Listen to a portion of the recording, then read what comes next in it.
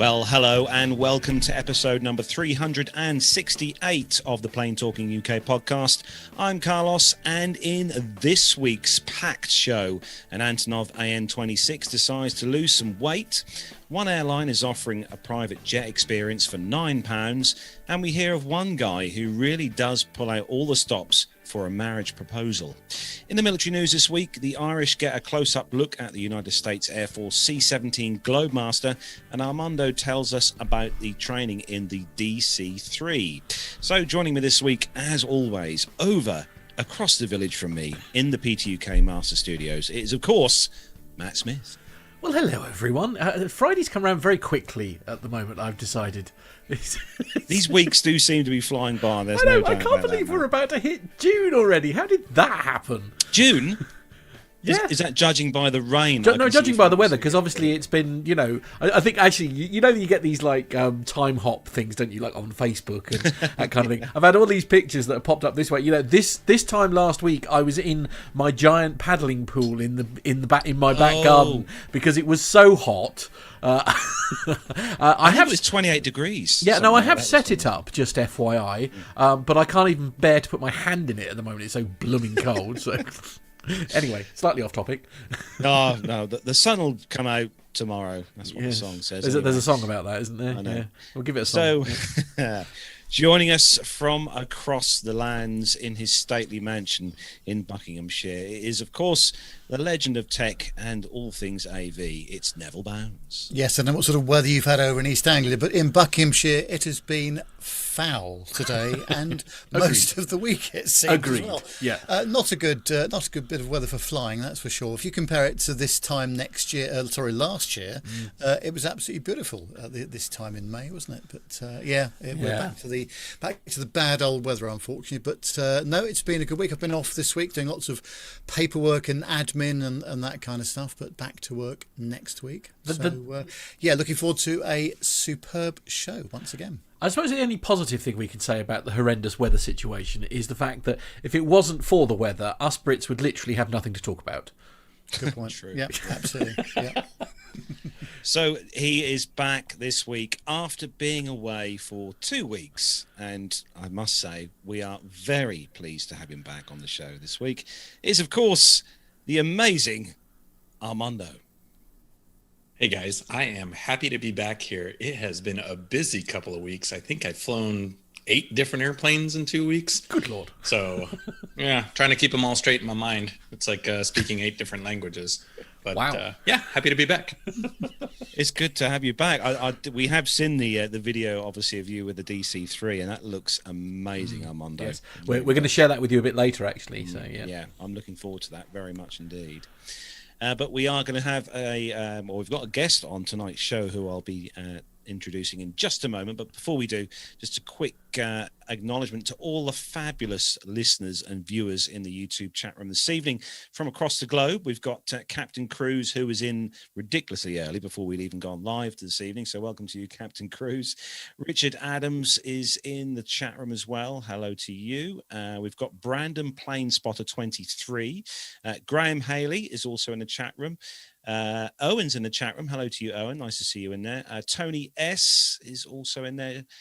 We've got Mazouz Kareem. Hello to you, Mazouz. Hope you're well. Mash is also in there. I hope where the weather's better across the way where you are.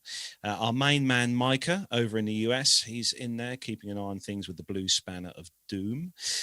We've got as well, let's try scrolling down.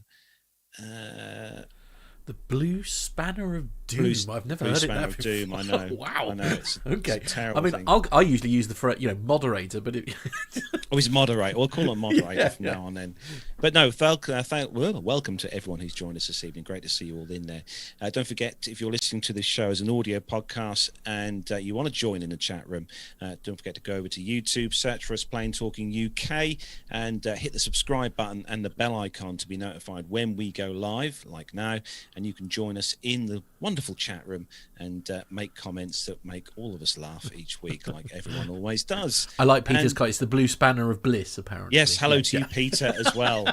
And Peter, I'm not even going to try to pronounce your second name, but Peter, hello to you. Welcome to the chat room. And Masha. And Masha. Oh, yeah. Hello, Masha. Yeah, I did say hello to Masha. Oh, did you? Oh, sorry. Yeah, I did. Yeah. Sorry, I glazed over. I apologise.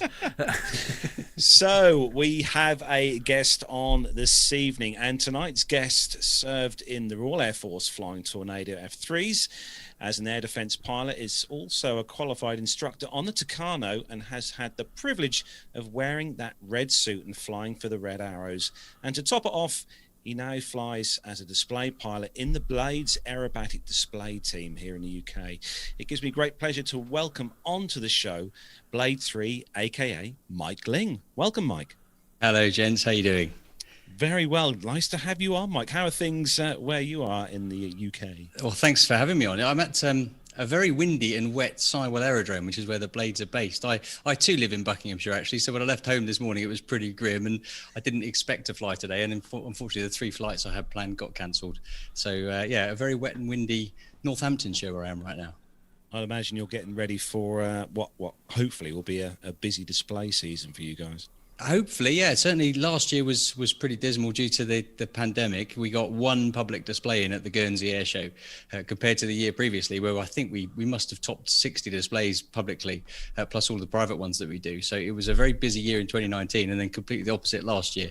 So hopefully things are looking up. We've got quite a few bookings for this summer already, and we're looking forward to getting out there and getting flying. So, Mike, we're going to start, I suppose, where it all began with you. So, your kind of start in life. Where did aviation kick off with you? I grew up in Biggin Hill, which I'm sure most of your listeners know is a very famous Second World War Battle of Britain airfield just outside London. It was very pivotal in the Battle of Britain as a sector station.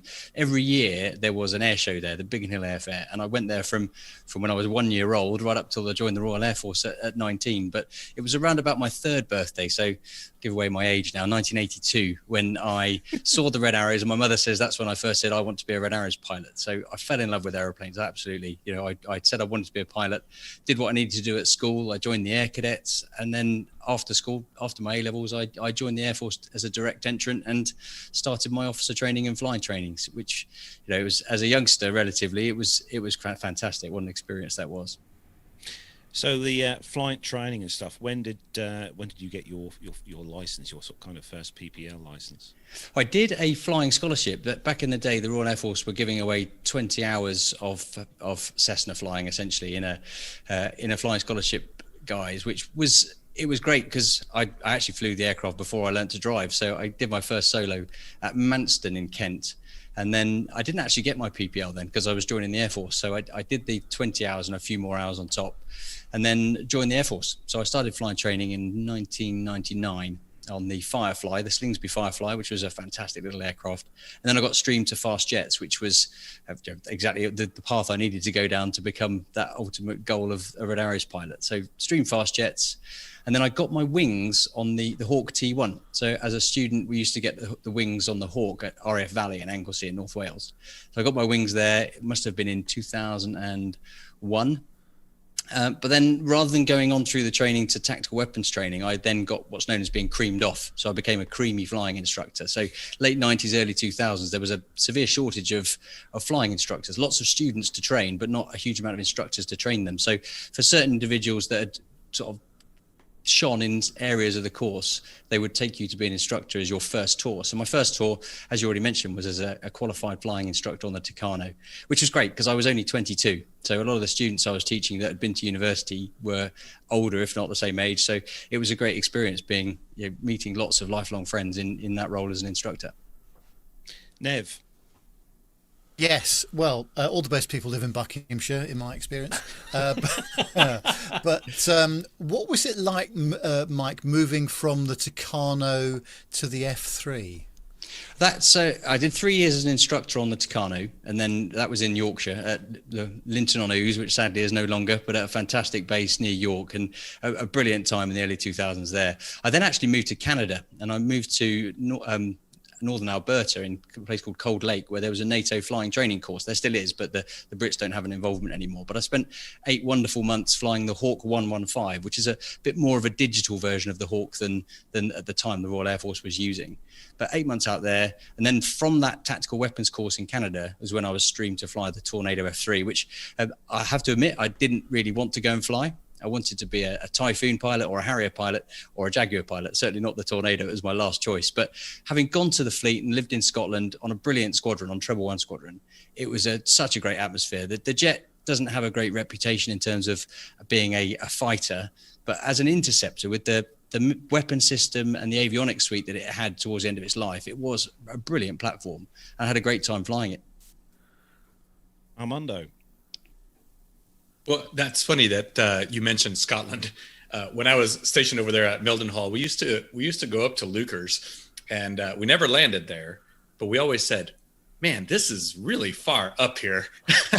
Yeah. When you were stationed up there, do you have any memorable missions or memories from being stationed up there? Yeah, well, I was based at Leuchars, so just outside St Andrews. So a brilliant location. So you're in St Andrews, you've got Dundee on your doorstep. There was a train line. There was actually a station at Leuchars, so you could jump on a train and be in Aberdeen or Edinburgh in no time at all. But the best bit was, in terms of flying jets, it was on your doorstep. The Highlands were there, ready to go and play at low level. And we used to have a mission we called TOO, Targets of Opportunity, where if your wingman went US and you were going over the North Sea for a dogfighting or basic fighter maneuvers BFM trip, if your wingman went US, the briefed alternative exercise was to go off on your own at low level around all of Scotland for this TOO, this Targets of Opportunity. So all you would do is fly around the mountains and try and find Tornado GR4s from Lossiemouth who were doing low-level training missions, and you'd go and pick on them. You go and see if they would evade you, and it was all good training for them for evasion training. So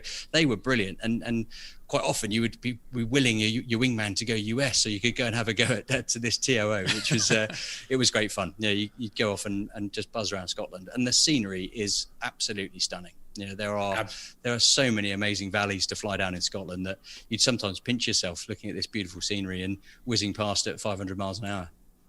Yeah, I think 95% of the time when any of us finished our tour in England, that's what we would do for our final flight in country, was go up to Scotland, go through all the valleys and the quintessential Loch Ness and fly down low level through the lakes and everything. It was beautiful up there. Exactly that, totally stunning. So, Mike, how did the move to join the Red Arrows come around?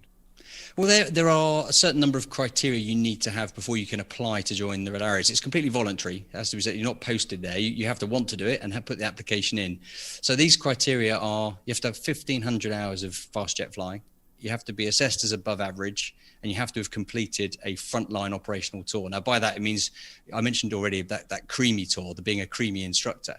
So you can get 1,500 hours by being a creamy, but you haven't done your frontline tour, so you're not eligible to apply. So as soon as I was eligible, i.e. year 2 of my time on the front line in the Tornado, I thought, right, I'll put an application in for the Reds now. I've got these criteria ticked off.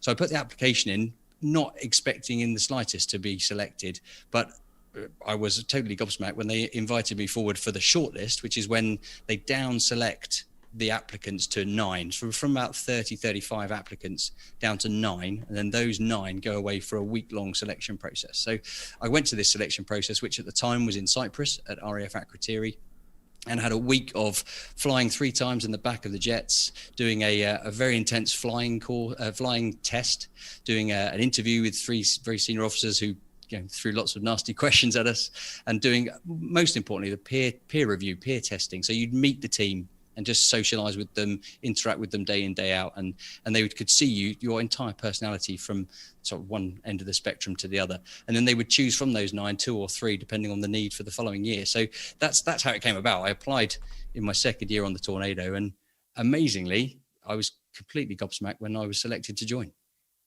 Wow. Awesome. Nev. Yes, I was just going to ask you, Mike, what's been the best air show and venue, and what country have you been in to display when you were with the Reds? What would you say that was? I could talk for hours about the number of places I've been and the experiences I've had in the Reds, but there are 3 that stand out very much, which is in my first year, so 2008, I was Red 3, and we actually took the jets across the Atlantic, and we displayed in Quebec to start with, so at the Quebec Air Show, where we met up with the Snowbirds, the Canadian display team, and also the Blue Angels and the Thunderbirds, so the US Navy and Air Force respectively display teams. So that was an incredible place to be, just meeting our counterparts from North America and Canada. And the best thing about that is I mentioned already, I trained in Canada in Cold Lake. One of the guys that I trained with was a guy called Marco Rusconi, who in 2008 had become Snowbird 4. So he was in the Snowbirds, I was in the Reds. We trained together 4 years previously in Cold Lake, and we got to fly in each other's displays. So I took him flying on a display, and he took me flying in the Canadian Tutor on one of their displays. But the display we did with him, it was a beautiful evening. It was a Friday evening. The sun was setting. The conditions were absolutely perfect for a Red Arrows display. So that's one that sticks in my mind. I said there were 3. I think I'm lying. There's probably 4.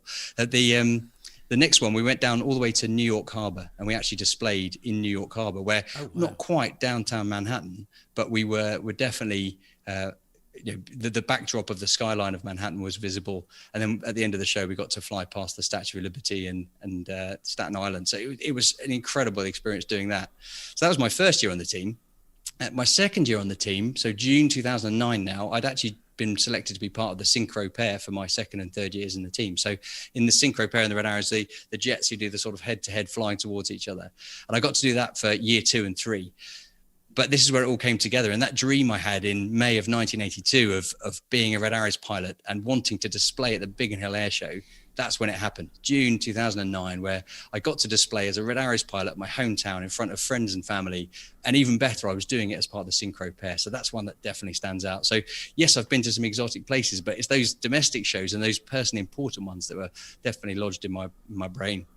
And then I guess the next one that stands out was displaying in my final display, my very last display with the Red Arrows, which would have been September 2018. I was back as Red 3 now, and we displayed at the Monaco Yacht Show. So to close my 10 years in the Red Arrows, I got to display as Red 3 at the Monaco Yacht Show, which that is a memory that will last forever. Again, the conditions were absolutely stunning, and you look down off the top of a loop in formation with your mates, and you can just see all these super yachts as part of the show, and it's putting a smile on my face now just thinking about it. So yeah, I could talk for ages and ages where I've been. In fact, I've actually landed a Red Arrows jet in 46 countries as part of my 10 years in the team, and all the way from China and as far west as New York, as I mentioned. So we've got some questions for you from the chat room, Mike. We're going to kick off. There's one here from Tony S. He's asking, can you give your opinion of the F3? Now, we've got a show in the US who we affiliate with, the Airline Pilot Guys show, and one of their hosts was also with the RAF, and he has a certain opinion of the F3, but he'd like to have your opinion, your critical opinion of the F3. Well, it's worth saying that sadly it's no longer in service, and the role it was doing as an air defence aircraft has been taken over by the Typhoon. But as I mentioned already, it's got a bad reputation as a fighter. Now, it was developed as part of the Tornado, the multi-role combat aircraft. So it was primarily designed initially as a ground attack aircraft, and then it sort of morphed into this interceptor. And it's key to point out that it is actually an interceptor. It's what it was designed to do: fly fast, get missiles to a place on time as quickly as possible. For that, it was brilliant. It was a super fast aircraft. Now, I had a bit of a drag race with a Typhoon after the Typhoon came into service off the east coast of Scotland. So from Lucas, we met up with this Typhoon, and we slowed down, low level over the sea, so 250 feet, slowed down to 200 knots, and at the same time put in max reheat, so as much afterburner as you could get. And actually, in terms of acceleration, we were doing very well together until we went through the sound barrier. And then the way that the Tornado scheduled its intake ramps to stop the air going supersonic and keep the air subsonic through the engines, that's when the Typhoon held its own, and it shot off, and it literally just almost disappeared from my view. It just whistled past and disappeared out of my view. So I would say it was very, very good at accelerating at low level and going very fast. By the end of its time, it had some brilliant avionics. Data link, the radar was good. It was carrying AMRAAM, ASRAAM, so the weapons fit was brilliant compared to when I started and we were flying with Sidewinder and Skyflash. So AIM-9 and AA-7, essentially the missiles we were carrying. So it developed, even in the 2 years I was flying the jet, it developed massively and became quite a potent platform. And when you had that data link and you were talking to the AWACS and you had really amazing situational awareness in a tactical environment, it was a brilliant platform. So I thoroughly enjoyed it. And the best thing is you got a guy sat behind you who is helping you out with this SA. You know, he is helping you manage that weapon suite. He's giving you situational awareness. He's doing some of the radios. He's operating the radar. And as a crew, you could work really well to make it a very potent platform. So I'm sorry to say it doesn't have a great reputation, but I would defend it very, very greatly, because I thoroughly enjoyed it and it was brilliant. You go on exercises. I did a lot of dissimilar air combat training, so DACT, and I've been up against, in a Tornado F3, I've been up against F-16, F-15.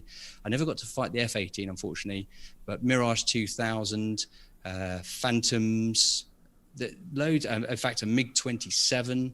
So all these different aircraft that I'd go and do DACT with. And I tell you what, actually, depending on who was flying the other aircraft, you didn't always get beaten. Yeah, there were some cases where if you put the right person in the right airplane. So one memory I've got is over in India. I did an exercise in India with the Tornado, and I went 1v1 against an Indian. In fact, he was the boss of their fighter weapons school, a wing commander, Indian pilot who was their Top Gun boss. And I started offensive, so I started behind him, and within 20 seconds of calling for the fight on, he was behind me, gunning me. Oh, wow. I mean, he could fly that airplane like no one else I've seen fly an airplane. It was incredible. So put the right person in the right airplane, and yeah, it was hard work in the F3. But if you had the wrong person in those aircraft, then actually you did stand a chance. No, that's good. That's actually you're sort of touching there on like some of the things that you did in your military career, and Peter is actually sort of asking the question here: is there a mission that you were involved in particularly that really jumps out at you? Oh, blimey, I have to think about that one. There were plenty of missions where in a Tornado you'd be doing lots of different things. There was one day in particular, we called it a surge day. So what we would do, we would be in our Tornado squadron, so on the ground at Lucas, but we would be on 10 minutes readiness. And this surge day had been arranged by our training section. And what they had done is for a 12-hour period, they had booked loads of different other aircraft and units from around the country to try and essentially attack Lucas, simulated attack Lucas. And our job was to get scrambled when the need came, to go and fight whatever you were facing. And then they would have tankers over the North Sea that you'd have to go and visit. So I remember getting scrambled from that, launching south of Scotland, so heading now in towards England through the borders. And the first thing we came up was a pair of Chinook helicopters. Oh, wow. So you're now got to go and fight these. You've got to find them first of all, and then you've got to fight them. And the helicopters have a really clever knack of doing this, what we call affiliation, this affill, where they would obviously slow down. And when you're flying a jet, you can't slow down. So then you lose them on the radar. So you and your wingman have to fly this very special tactic to find them again. So that was very difficult. Then we peeled off from the helicopters, and then we'd have some civilian aggressors acting as jamming aircraft where they would mess with your systems. And it was a very interesting sortie and so varied. And then you'd go to the tanker, you'd refuel, and then you'd go and meet a 4-ship of Jaguars or a 4-ship of Harriers and go and fight them. And from a formation leader perspective, you're trying to think tactically the whole time, whilst also trying to manage the domestics of not running out of fuel. Where's the next tanker? Can I get to the tanker? Can I get back in time to replace with the wingman that's about to launch from the quick reaction? So yeah, I learned an awful lot from those sort of days, and they were very useful. I bet. Now, I mean, you've been very kind and sort of spoken about obviously your time with the Red Arrows and things. And Mike has got a really interesting question actually, saying, so I mean, the Red Arrows are phenomenal, there is no doubt. But as you've already mentioned, there are sort of other display teams as well. Now, obviously, your current mission, for want of a better word, is with the Blades. I'd be fascinated to sort of hear how the two styles compare, and how things are obviously, you know, it's a different display team, and the differences you've found really. Yeah, well, if I look at, was it Mika that asked that yes, question? Micah, yeah. So Micah, thanks for the question. What I'd say about all the jet teams around the world is that they're broadly similar, and their mission is generally the same, which is to showcase the best of their service or their country. And I've been very fortunate working a lot with the European teams, the Spanish, the Italians, the French, and working with the US teams and the Canadian team I mentioned already, but also the Russians and the Chinese teams. You know, I've been very fortunate to have worked with them as well. They all do a similar job in promoting their services in their countries. But what is amazing to see is they all have their different attributes. So the aircraft they fly dictates the type of display they fly. So you might see that the Blue Angels fly an incredibly tight display. They fly very, very close together. But the FAA rules on display flying are very different to European rules. So their display is built around those display rules, and likewise the Europeans are the same.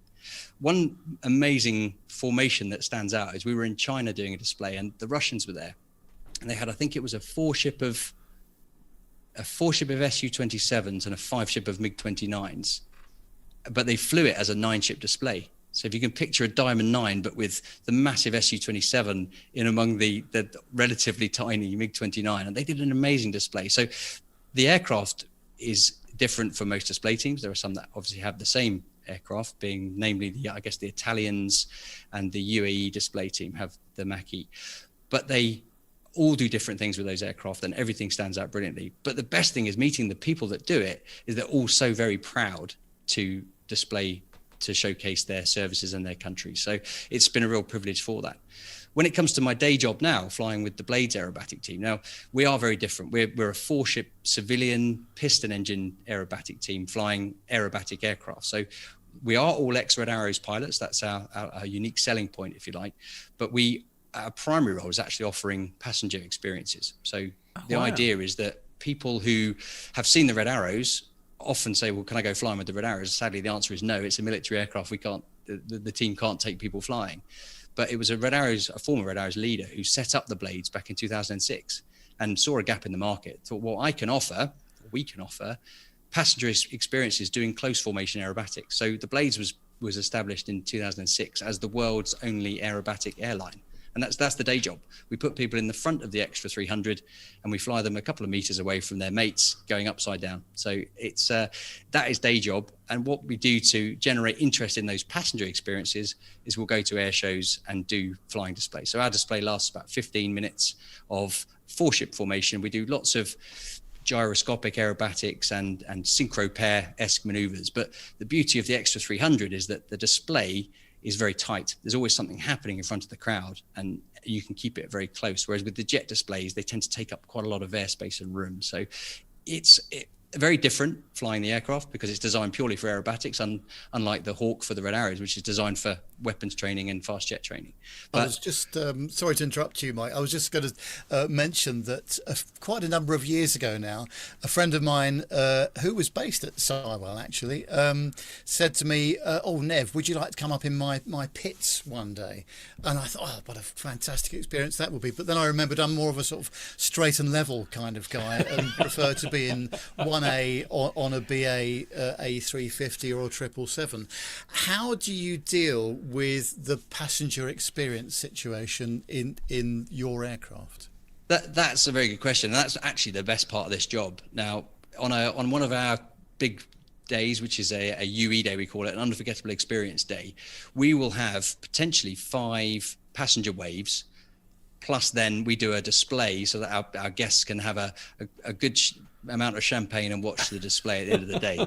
And they'll get to fly in this 4-ship formation. So out of those 5 passenger waves, every single passenger I fly, all 5 of them will react differently. Some of them that we've flown have never even been in an airliner before. This is their first ever airborne experience. Oh my goodness. Some have got PPLs, so they know a little bit about they know about flying light aircraft. Some have been on a glider flight, perhaps. So we're showing them something very different, which is that going upside down, only 2 meters away from another aircraft. And every one of them reacts differently. And that's the fun part of the sortie for us as giving the experience, is that we manage those experiences just to make sure the flight they get everything out of it that we can possibly give them. And that's the really interesting part of it. Now, last summer, I flew a lady, she was in, I think at least in her 70s, maybe even in her 80s. So it's absolutely quiet as a mouse on the ground. Get her in the air next to another airplane going upside down, and she was screaming and swearing and giggling, and it was just a really warm experience for me actually delivering it. I can imagine. I was going to say. Well, I was going to say, go on then. Mike, as the resident military expert on this show, I could talk about your military career, and we're getting all kinds of questions in the chat room about your military time. So I'm glad we moved on to the Blades, but. So you're talking about the ability for the general public to book an experience with you guys.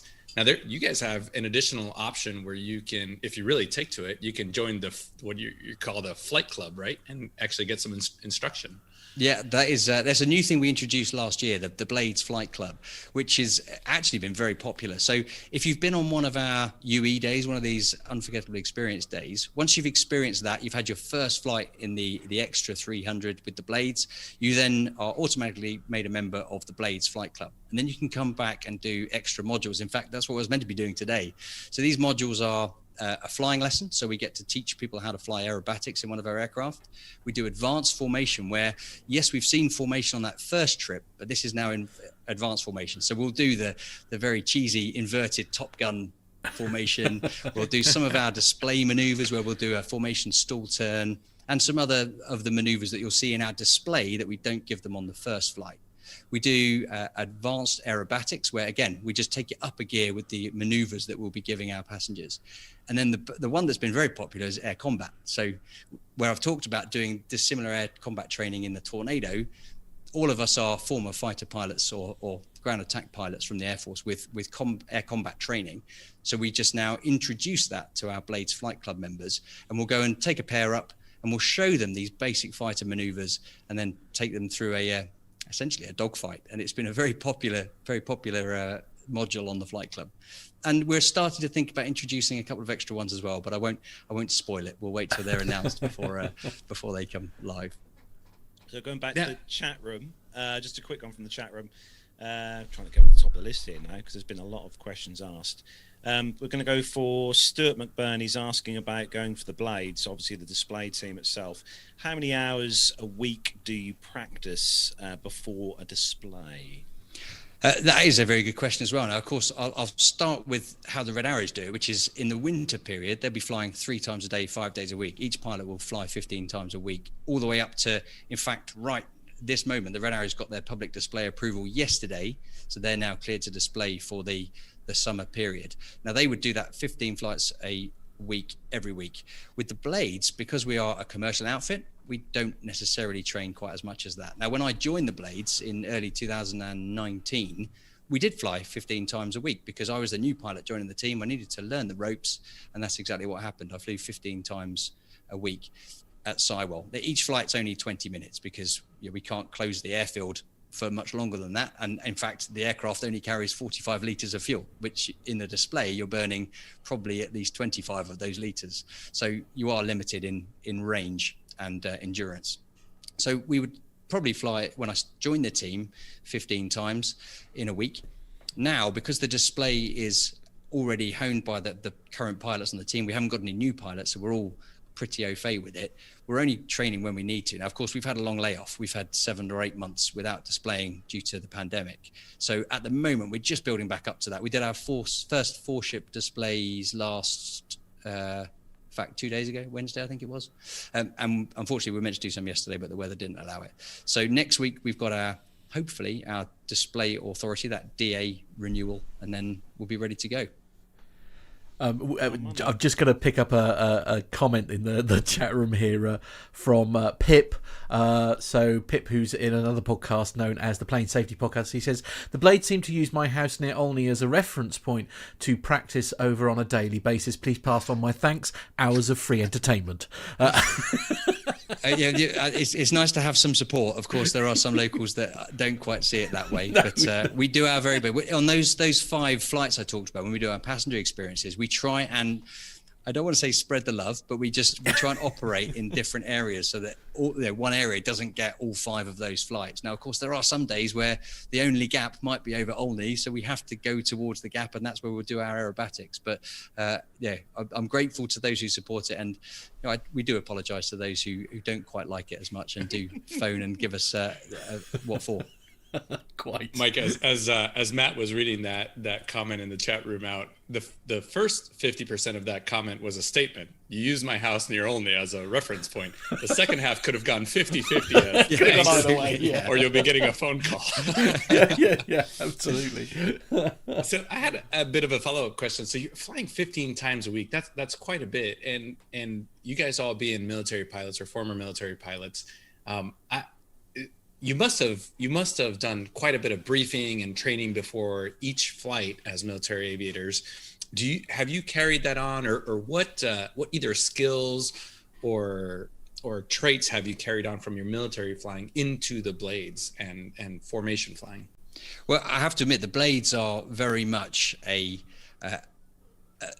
cast off of the Red Arrows. We do everything very similar to the Red Arrows. It's our pedigree. We've all come from that background because we've all been Red Arrows pilots. So we do a lot of things almost identically to the Reds. So the way we brief, the way we have our escapes set up, the radio calls, they are all generally very similar to the Red Arrows. And if it ain't broke, don't fix it. You know, if it works well in the Red Arrows, there are a lot of things that carry across. And certainly from a safety perspective and making it routine and standard operating procedure, so making it SOP, that is the way to do it. And obviously the SOPs in the Red Arrows are like this because it's very complex with 9 aircraft, slightly smaller in the blades because there's only 4 of us and not quite as complex. So the SOPs are very, very much this. It's very similar to the Red Arrows SOPs, and that's what we've carried forward. And the debriefing is no different. You know, in the important thing about in the Red Arrows is that the brief, you listen to what the Red One is briefing and what you're going to go and do.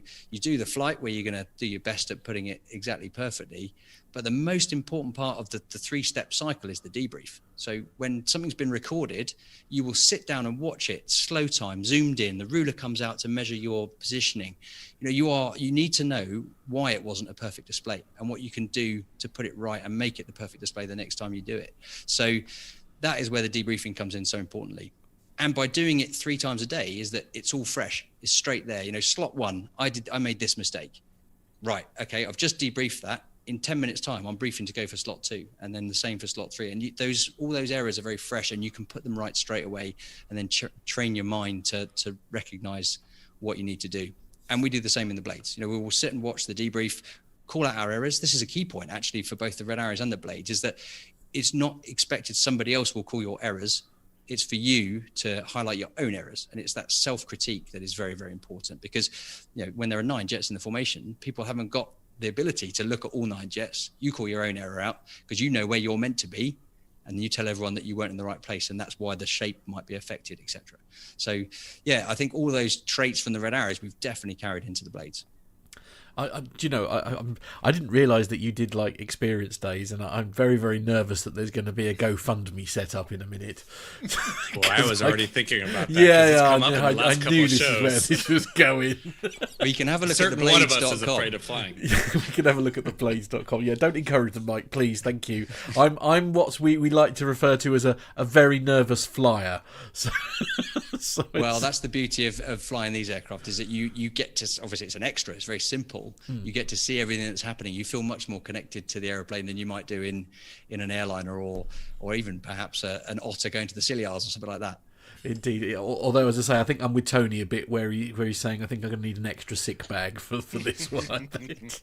I have to admit, that is one thing we make sure we do our very, very best to make sure the passengers aren't sick because the idea of this is that it's an unforgettable experience for a good reason, not for a bad reason. Yeah. You know, and I won't forget it. That's not. We do give our guests gourmet food and all the rest of it, but the idea is that we don't want to see that food again. Actually, just out of interest, I mean, do they do a package where you know, as you say, like you mentioned, like people with their PPLs and that kind of thing? Is there like a basic package, you know, rather than the champagne and everything, where they can just have that experience? We don't do that as our initial gambit, if you like. You come and do the big package first, and then you can bolt on the modules after that. So, yeah, the answer to the question is no. The first and foremost, you come flying with the blades as part of our unforgettable experience. That said, there is another way around it, which is if you have a mate who is going flying in a Spitfire here at Sywell with Air Leasing with Ultimate Warbird flights in the grey Spitfire, as a bolt-on, you can put an extra on the wing with a friend or family member in it. So that is something that, again, has been very popular the last sort of year or so.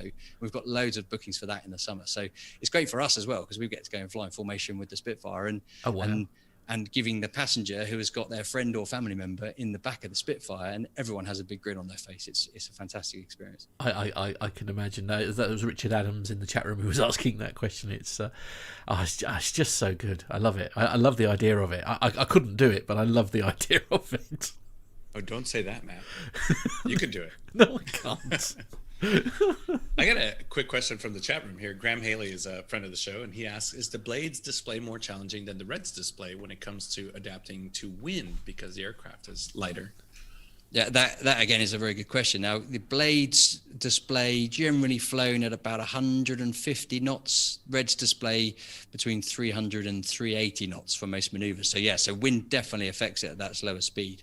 We have to be quite careful with positioning of the display because of the wind effects. So Blade 1 is working very hard to sort of let the G out, to put the formation in the right place based on wind. So he does work very hard. Now, of course, we're not overly blessed with power. While the Extra 300 is a powerful aeroplane, we're not overly blessed with power. So to punch out into a strong headwind, it does take quite a long time. And Andy, Blade 1, is working hard to get the pitch angle right for a maneuver so that you've got a shallower pitch for when you're facing into wind, and likewise if you're trying to stop getting blown downwind, then you might be a bit steeper. So he does work hard at that. And then when we do our synchro stuff, then yes, it is definitely affected more because of course that wind has such a greater effect at the slower speeds. But it's a very good question. It does affect the jets even at 400 miles an hour, but certainly at the slower speeds of the blades, it does affect it more.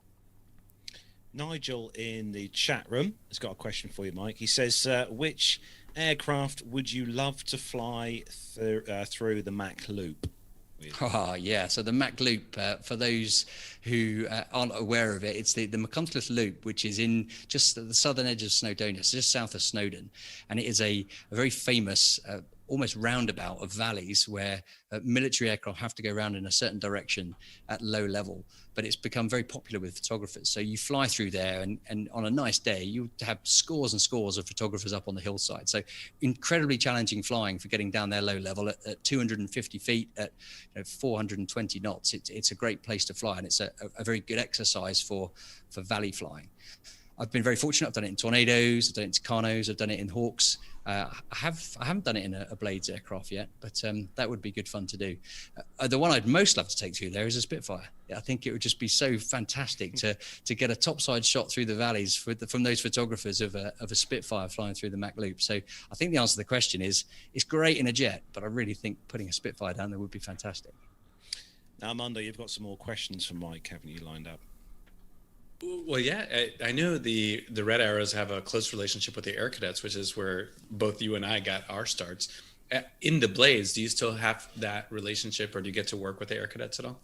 That's a very good question. You're absolutely right, Armando. I loved the Air Cadets when I was there as a teenager, and I have still stayed very close to my old squadron down in Biggin Hill, quite often speaking to them. In fact, over the pandemic, I've been very fortunate on the Teams and Zoom calls. I think I've spoken to, well, it's certainly in double figures, beginning with 3 now. I think it's 35 squadrons and units over the pandemic through chats over the internet, which it's been great to talk to them, but sadly not in person. But I do have a very strong link to the Air Cadets. We also have our charity partner in the Blades, which is the RAF Benevolent Fund, who have just announced that they are also now supporting Air Cadets as well. So through our link with the Benevolent Fund, we're now very much closely tied to the Air Cadets, and we're very fortunate that is the case. In fact, I should highlight that I give passenger experiences in the Blades aircraft, and that is great, giving these people experiences that I love to give because I want to share my passion for flying. But after I left the Red Arrows the first time in 2011, I became an air experience flight pilot, flying the Grob Tutor and giving Air Cadets experience flights in the Grob Tutor, which I knew was special to me when I got to fly the Chipmunk and the Bulldog as a cadet. So being able to give that back and seeing the look on a cadet's face when you get airborne for the first time, or you go upside down for the first time, it is some of the most rewarding flying I've done. So I love the Air Cadets, fantastic organization. If there's anyone listening who's thinking of joining, then I would just say, don't think about it, just go and do it, because it is the opportunities the organization gives are second to none, in my opinion. And many of our guests have actually said the same thing, and they've got their starts in the Air Cadets.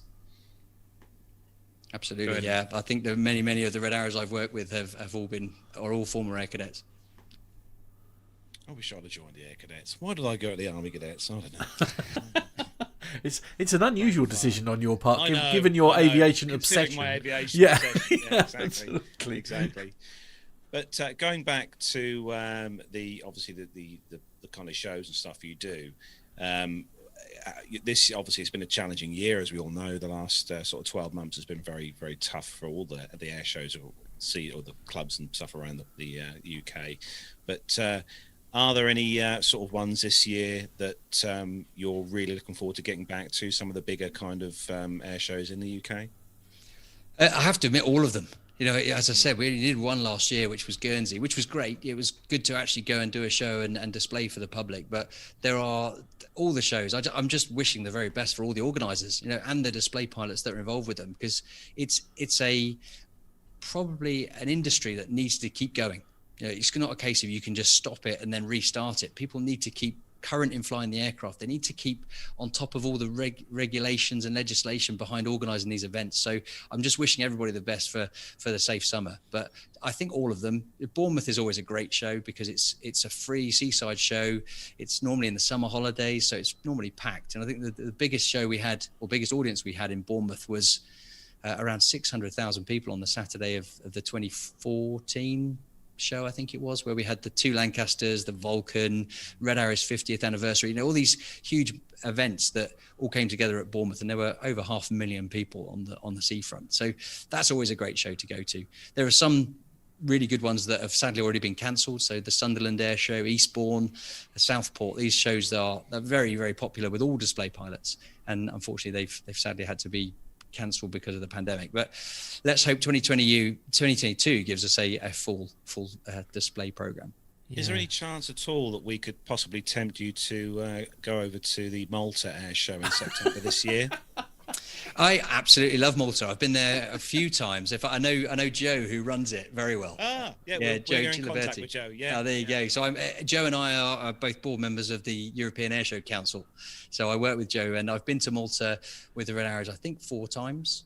Yeah, probably around 4 times. In fact, when I was a Tucano instructor, I led a pair of Tucanos to Malta and back, which was it took us 4 days each way, so it was no mean feat getting Tucanos down there. But what an incredible place! And yeah, if I very much would like to go there. Unfortunately, the range of the extra is about 300 miles, so it would take quite a long time. We'd have to box them up as we did in 2019 to go to Dubai, but. You never know. We might be getting new aircraft soon that have considerably greater range. So we'll see what happens.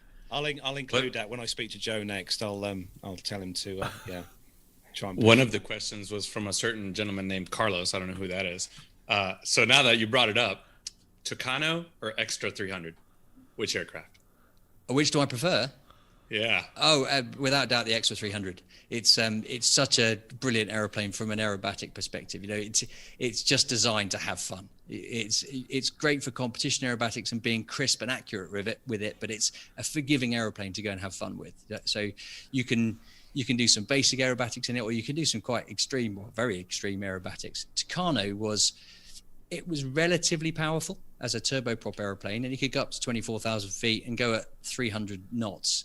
But it was still a fast jet trainer, so it was relatively heavy. The good thing about the Tucano compared to the Hawk, though, was that you could land at places where you could never dream of getting a Hawk. So because it had quite a short landing and takeoff run, it had reverse thrust as well, which helped. But I remember landing a Tucano at Oban. Again, we go back to Scotland. I landed a Tucano in Oban, and the beautiful scenery again, flying around all of the valleys of Scotland, then landing at Oban for some lunch. You couldn't do that in a Hawk.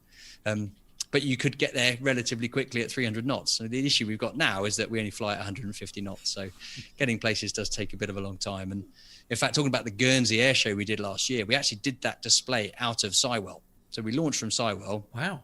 Flew nearly 2 hours down to Guernsey, and then went straight into the display, did the display, and then landed at Guernsey, didn't meet anybody, just apart from the refueling truck, put some fuel in, and then flew the hour and 45 home again. So yeah, it's quite a small country in an aeroplane, but it's not as small in an Extra as it was in a Tucano or a Hawk. Genuinely though, you must have been absolutely knackered off the back of doing that, because that's a lot of flying, isn't it?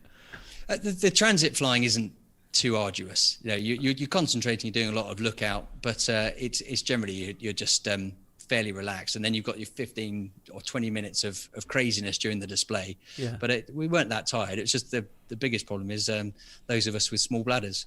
Ah, right. Yes. Okay. Fair enough. No good for me then. So Armando's this chap who does his show with us here.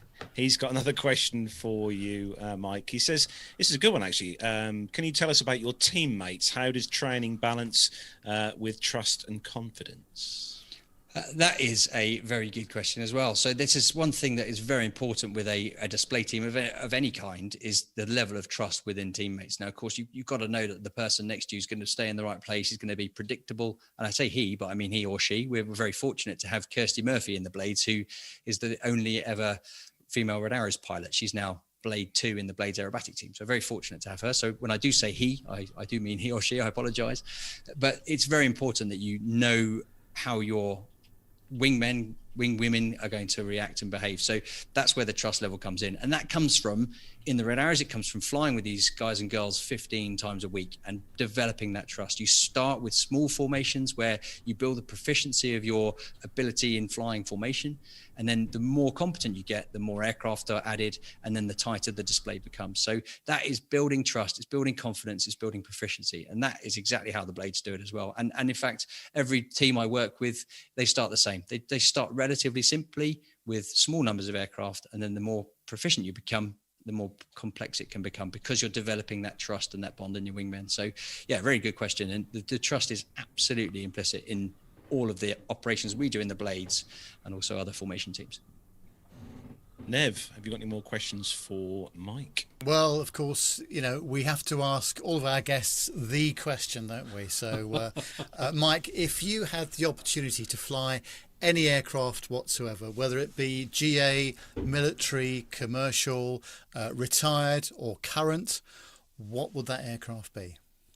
That is a good question. If you'd asked me that 12 months ago, I'd have answered, I really want to go solo in a Spitfire, which I actually got to do in September. So I'm not going to use that now, because I'm very fortunate. I got my hands on the Spitfire, and hopefully I'll be doing a lot more of that this summer. But so I think I never got to fly on Concorde. And I do think going on Concorde would be the most amazing thing. I didn't even get to fly in formation with it when I was a Red Arrows pilot. I did a lot of mixed formations with some incredible airplanes. The Vulcan was always amazing.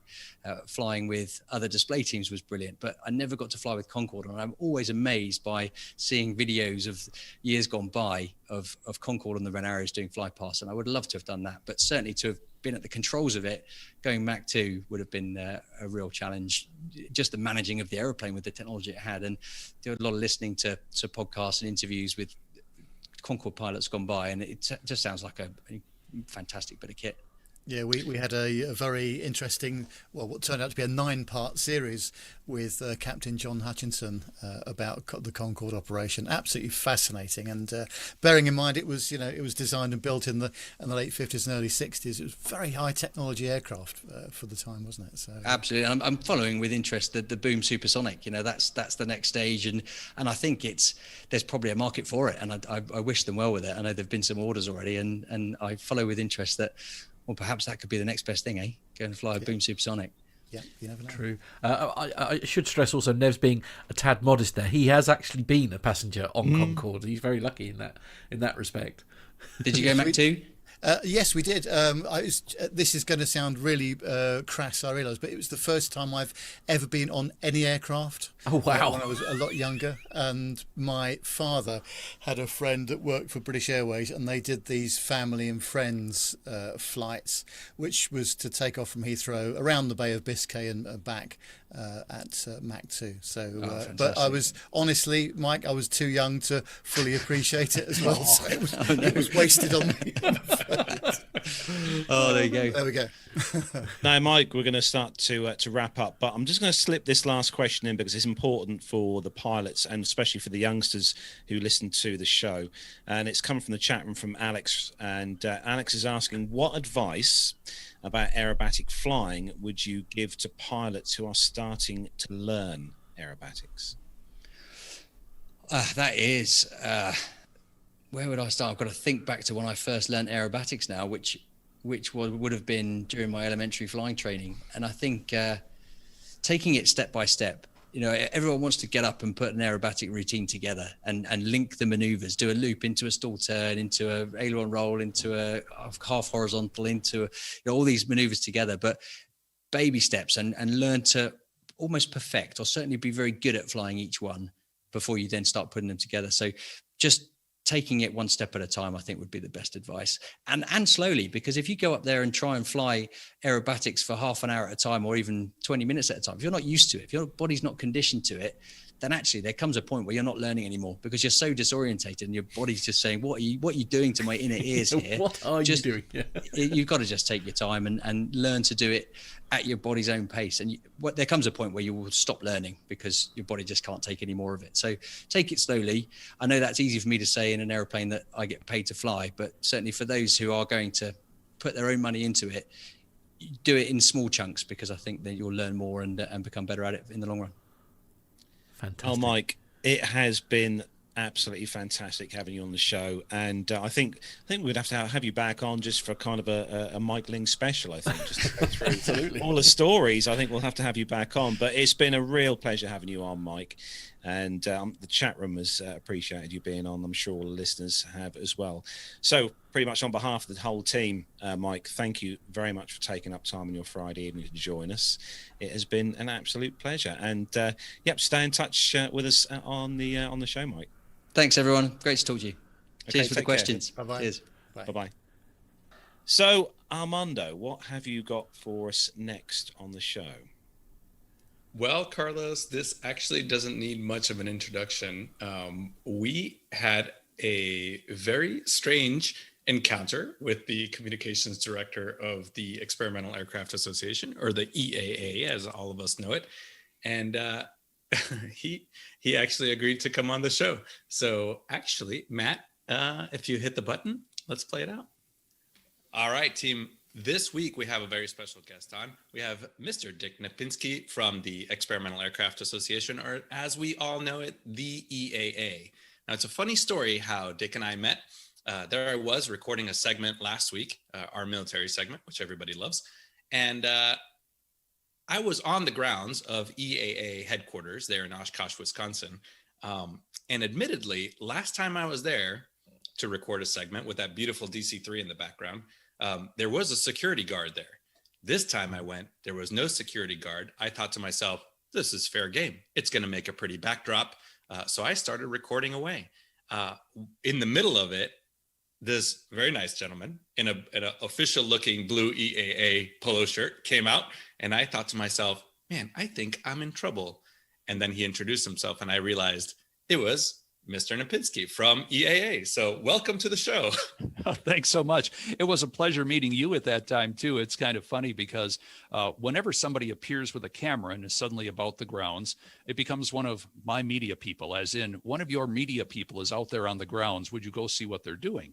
And so I said, okay, somebody pointed out that you were down there recording. So I stopped on out, and yeah, you're right. We met, and I said, oh, you're from, Plain Talking UK. That's great. I'd love to be with you guys sometime. So here we are. Let's, we can talk about Oshkosh and AirVenture and everything else. That's right. And I have to admit, it was one of those little starstruck moments, because I have been an EAA member for a long time. And being involved with the podcast for the last 3 or 4 years, we read out quite a few of the EAA official press releases. And in addition to that, I read the magazine. I've been involved with EAA as a member. And I've seen your name for the past couple of years. So it was a bit of a starstruck moment, as you probably figured it out. I was like, oh my gosh, here's the man.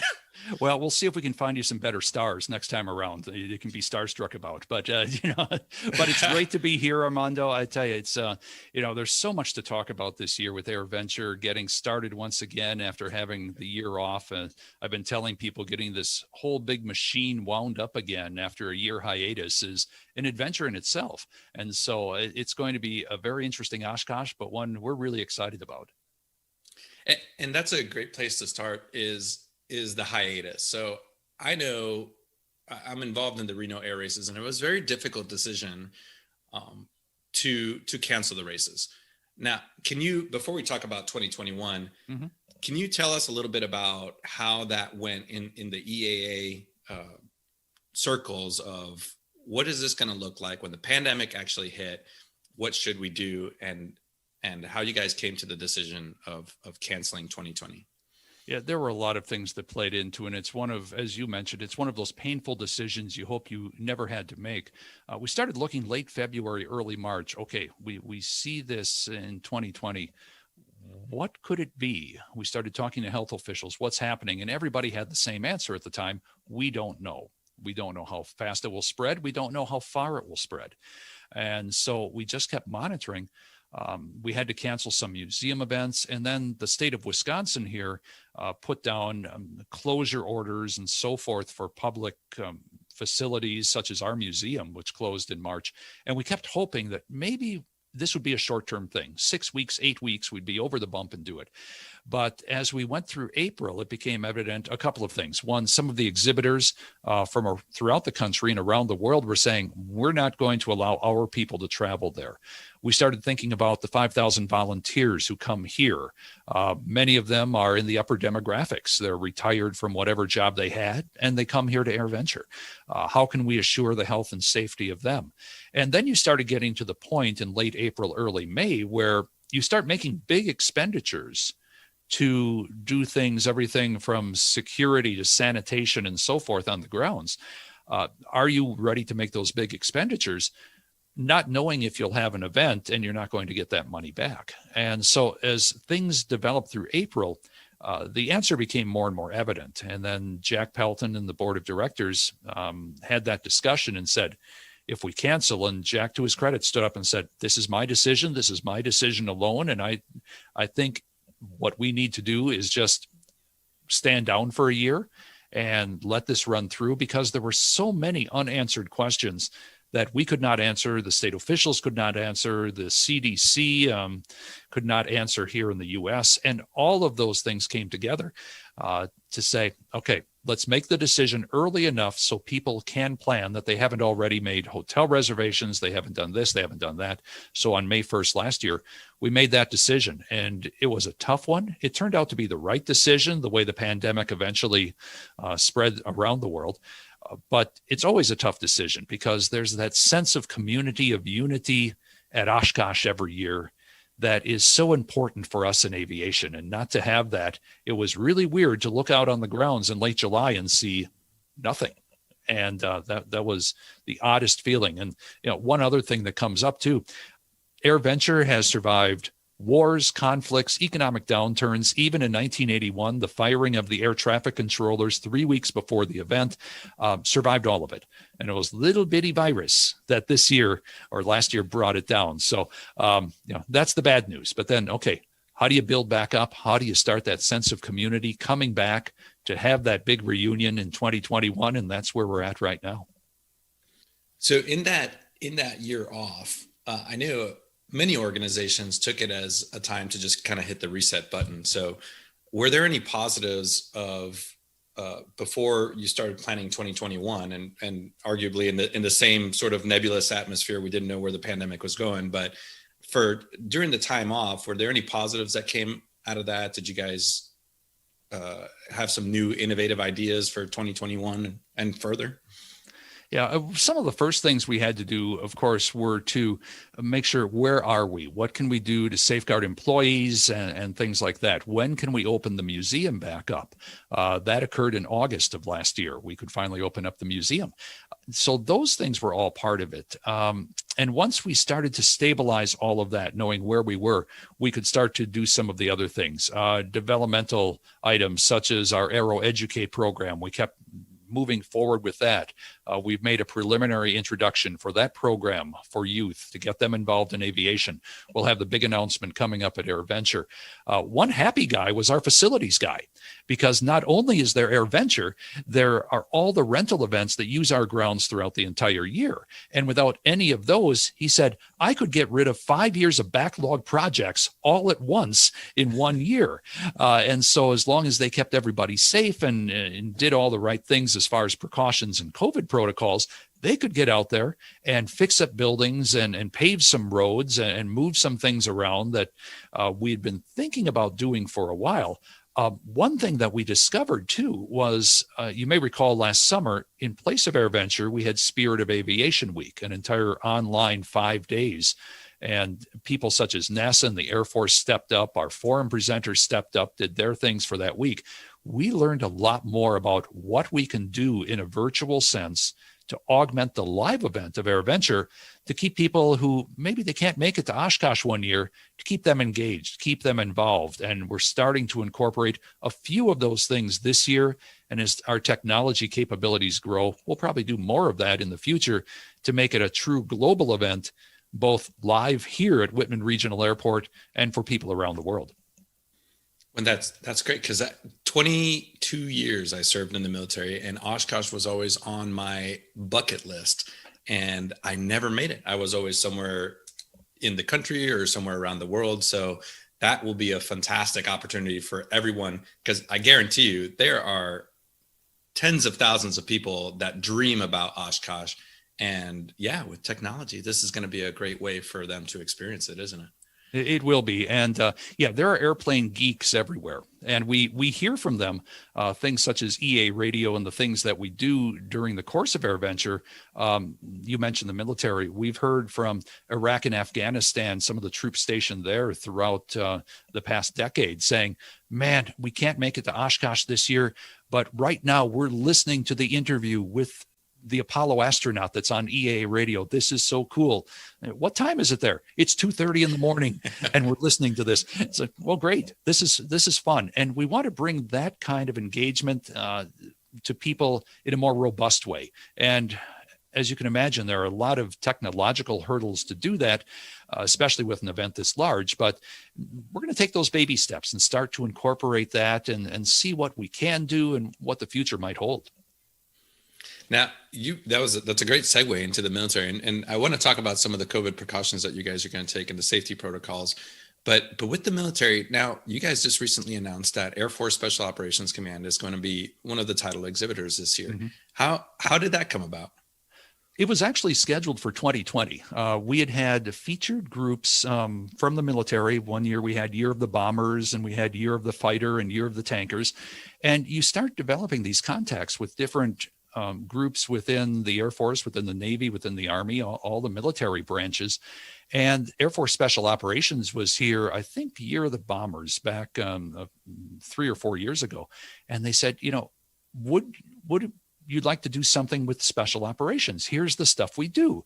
And we went, well, that's kind of cool. Yeah, I think people would love to see those type of things, flying on the ground and so forth, talk to the people involved with special ops and so forth. And so we had planned it for 2020. And of course, when that had to be put on hiatus, we said, are you folks still interested in 2021? Oh, yeah, we'll be there. Matter of fact, there are a few new ideas we came up with that we can bring here, and said, great, let's do that. Let's put it together. So we just shoved it forward into 2021 and started the planning again. And one benefit is you get to know people over the course of a year, and the contacts are there. Oftentimes for AirVenture, you're planning over a six to 9 month cycle, and you meet somebody and you work with them very quickly, and then the year ends, and maybe you'll hear from them again, maybe not, depending on what the relationship might be.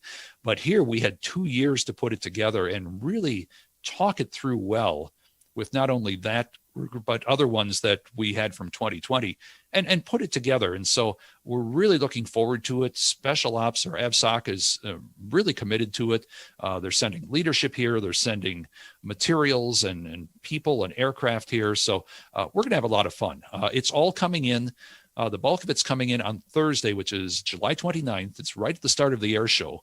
So be ready for a massive invasion of Air Force Special Ops aircraft all coming in that afternoon. So if you want some fun, that's going to be the afternoon to come and watch that. It is something that they do well. And I'll be honest, as a AVSOC aviator, that was one of the highlights of my career. We used to participate. I was over in England, which is how we ended up here at PTUK. And one of the highlights was going to the Royal International Air Tattoo. Oh, yeah. Because Air Force Special Operations is not a very well-known niche in aviation. And the opportunity to highlight to the public and open up the airplanes, which I'm sure they will this year, and will open up the airplanes and let people walk through them and realize, oh man, they're actually not that big. Yeah. Hopefully you've gotten to see some of the Ospreys and the AC-130 gunships, and it's probably not what people imagine they are on the inside. That's true. Yeah. And, and they asked, well, what would you like? We just tell them, send at least one of everything. We'll figure it out when it gets here. And they've basically done that. And so there's a big, long list, probably 8 to 10 different aircraft that will be part of the display and flying operations during the course of Thursday through Sunday when they're here. So we're really excited about that and looking forward to it. Yeah, and it's not just the airplanes either. It's the battlefield airmen that are out there, the air traffic, the tactical air traffic controllers, and the pararescuemen, and all those folks. I'm sure they're going to do a exhibitor involvement this year for 2021. Right now, we have more than 700 exhibitors lined up, and there are still people coming to us. What people have realized, and Sun and Fun a couple of weeks back or a month ago really helped bring that into focus. Sun and Fun, some exhibitors didn't go to Sun and Fun, but they heard from the exhibitors that were there, wow, it was a great event, you should have been there. And so they're saying, yeah, we're coming to Oshkosh, because they're getting a little cabin fever too. You don't have the opportunity to meet with your customers like you can at Oshkosh or at Sun and Fun. It's face-to-face. You do business there. You get to talk about the features of whatever you had. I always kid people that Oshkosh is this unique place that you can buy an airplane T-shirt and go next door and buy the airplane to match it if you'd like. And, and people do that. It's amazing. People write the big checks to put deposits down on TBMs and big Cessna aircraft and the brand new Cirrus or whatever it happens to be, or an aircraft kit. And so it's really been heartening to see what's been happening there. Now, people will see things a little bit differently. We have the 4 big exhibit buildings on the grounds, of course, which are usually packed to the gills with exhibitors, one right next to one another. What we've done this year is taken some of the exhibitors and moved them to what's been known as Aviation Gateway Park in past years. And there are large, hard-sided tents there. And we've taken some of the exhibitors and moved them there. And what that allows us to do is open up the aisles a little bit more, bring more ventilation into the exhibit hangars and into the tents, and give everybody a little more space. And so some of the exhibitors say, yep, we may, if somebody comes and talks to us face to face, we may be asking them, okay, we're going to put on a mask here if those kind of mandates are still in place, or if there's a comfort level there. But otherwise, we're doing those type of things along with the daily disinfecting and everything else that goes with it at this time, but making it a more comfortable experience. And we'll see where that develops. Where it goes in future years. Do exhibitors like it? Is it a one-time phenomenon, or do we have to consider more facilities, something like this? It'll be interesting to see, but the exhibitor turnout has been very good. We're still adding exhibitors right now, so that's going to be very robust by the time opening day comes around. That's great to hear. I can only imagine, because anybody that's been to Oshkosh knows how crowded some of those exhibitor halls get. And even the exhibitor tents, they're the ones that they erect up, they do get pretty crowded. Everybody trying to get a glimpse of the new Sky Courier or even the aircraft, walking through aircraft. That's going to be interesting for you guys. So, what are some of the other changes? Now, you guys put out a recent press release about the safety protocols. So in addition to the cleaning and the spacing out of things, what are some of the other things that you guys have come up with this year for 2021? Yeah, there's been a lot of planning going into this. In fact, we started meeting with county health officials late last summer, working with the county here, working with the state of Wisconsin, getting the CDC guidance as it has evolved. And we continue to meet with them every couple of weeks because, and as we found out over the past month, that guidance is evolving all the time, considering where we were in February to where we are now with the vaccines and masking and so forth. So we're recommending masks because over 1,500 acres with 500,000 people over the course of a week, it's almost impossible to enforce a mask requirement. It's very, very difficult. And in some areas, masks have become kind of a flashpoint of conflict too between people. So there are a couple of things we don't want to do. We don't want to create that conflict. You don't want to put your volunteers in the situation where they have to become the mask police And you don't want members and attendees turning in each other. That's not the kind of experience any of us want when we're here at AirVenture. So we recommend masks in places where you can't distance. And use your own comfort level. Some people say, boy, I'm not comfortable coming to Oshkosh this year yet. That's okay. We understand. Others say, I'm coming. I'll be there. Personally, if I would say something, I'd say keep a mask in your back pocket. If there's something, if somebody comes to you and they're wearing a mask, if you want to be courteous, put the mask on, terrific. What we discovered at Sun and Fun was there were people who wore masks throughout the week, people who did not. And it was great to see because everybody, for the most part, that we've seen and heard respected each other and allowed that to occur. So, pilots as a community are a pretty responsible lot most of the time. And so, let's use the common sense and do that. And even though people may have different feelings on it. We've contracted with some groups, including Jana King. Jana King is a national janitorial services company, and they do things. For instance, they work with the Green Bay Packers up at Lambeau Field. They work with the Buffalo Bills, sanitizing the stadium over the past year. They work with the PGA Tour with all of their big corporate hospitality tents and making sure that the cleaning and sanitizing and disinfecting is done. They work with a lot of the big casinos throughout the country. And we're working with them this year. You'll see their groups in their T-shirts coming around.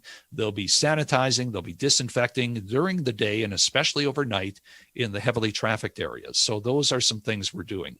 For EA members, you can avoid the lines this year at the admission registration areas. We've got, through cooperation with Airbus, we've got Express Arrival this year where you can get your wristbands in advance. Now, that's never happened before at AirVenture, to have those in advance. So you have them. All you have to do, park your vehicle, park your airplane, go through the security checkpoint, and you're on the flight line and you're set. You don't have to stand in line to get your wristbands, even if you ordered them in advance, as you had in the past. You get the wristbands, there you go. We're doing the same thing for camping at Camp Scholler. When you drive in with your motorhomes for the 4 days before opening day, you can print it out, have express check-in, never get out of your motorhome, just go through. It gets beeped and off you go, get your camping spot, and there it is. So those will be that's the 4 days before opening day. So those kind of things we're putting in. One thing that's really interesting is for the air shows this year, some of the lower powered aircraft, the aerobatic aircraft and so forth, we're actually going to have a split air show box. We're going to have two performances going on at the same time, one at the north end, one at the south end.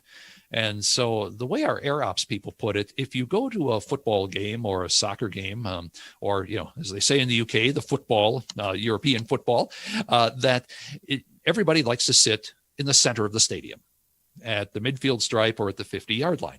Well, what we're doing is basically creating 2 points of action so you can spread the crowd out a little bit more and have the crowd, not everybody's at Airshow Center. They're spread out along that 2 mile long flight line at Oshkosh. When you have the higher powered jets, say, the Air Force Viper demo team, something like that, they use the whole box anyway. So wherever you sit, you're going to see some fun stuff from the F-16s. But for the other ones, it's a chance for people to spread out a little bit more and do that. So those are some of the things that we're doing. Some of the things like Theater in the Woods, some of the forums, we're doing like every other seat or removing some seating so there's more distancing between people.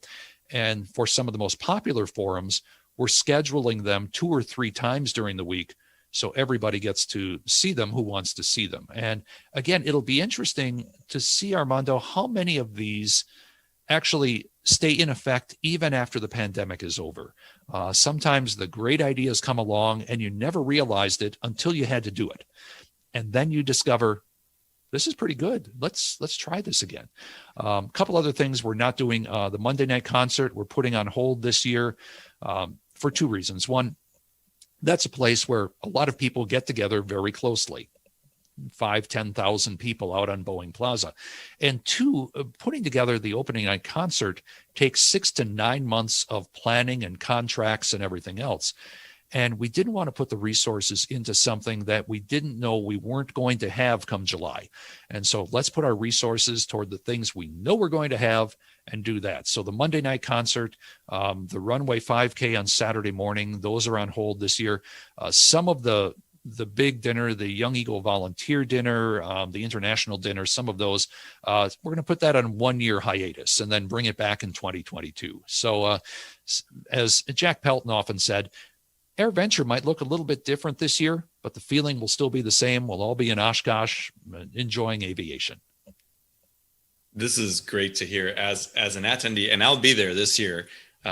Some of when you mentioned Express Arrival and you guys put out the press release, just that alone, because in 2019, I remember being in a line all the way back to the south entrance. I forget what exit it is, but it was a good couple hours. And I think we had some issues with rain. It had rained the day before Camp Scholler opened up. So, oh my gosh, I think this is going to be huge. And I very, very much appreciate everything that you guys have done as a team, as EAA as a whole, to bring the event back and make it safe for everyone, where everyone's comfortable going in there. And I know you guys have done such a great job that I feel comfortable going up to AirVenture this year.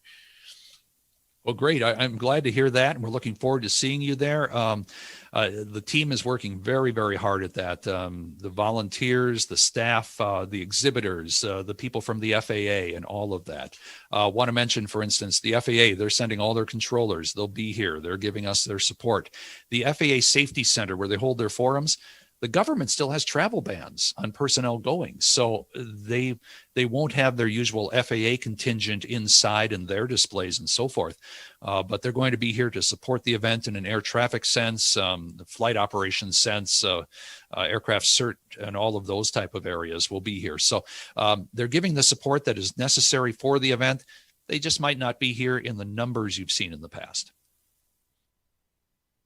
Well, welcome to our London studios. Welcome to the A320 Lounge webinar tech presentation, obviously for the 320 series. Welcome to the A320 and 737 Lounge, bringing technical refresher courses directly to you. Using our cutting-edge broadcasting facilities, enjoy a fully interactive technical refresher course from the comfort of your own home. All of our webinars are live and you can ask your instructor a question at any point during the day. All of our instructors are highly experienced and can help you. No more expensive nights away from home, no new software required, just an internet connection. Courses are run at regular intervals, so check out A320 Lounge and 737lounge.com for more details. There we go. Guys, what a fantastic interview. Thank you, Matt, for the help with that, with Dick Lipinski. That was just a great interview, and I just appreciate so much what they're doing with the current situation with the pandemic, and as everybody's kind of awakening out of the cocoon. And I'm just so excited to get up to Oshkosh and meet our listeners and everybody that's comfortable going up there this year. So I'm really glad we got a chance to do that. Yeah. Are you planning to go?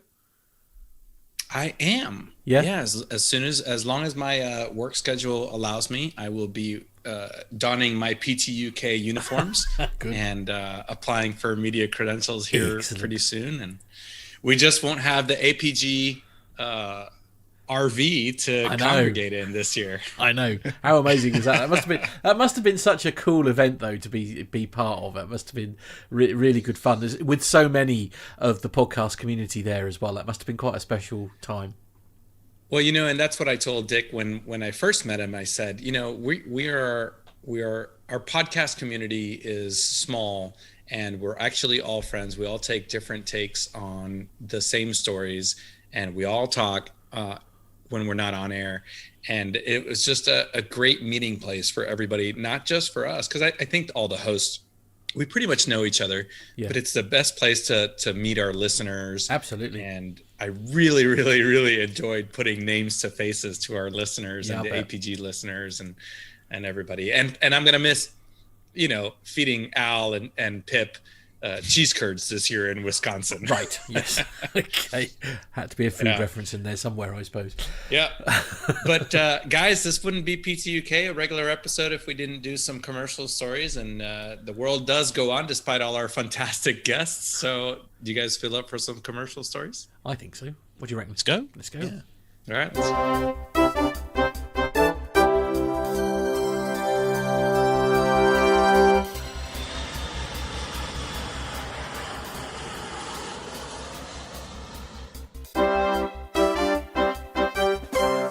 So, kicking off this week's first news story is from the avherald.com, Simon's awesome site over there.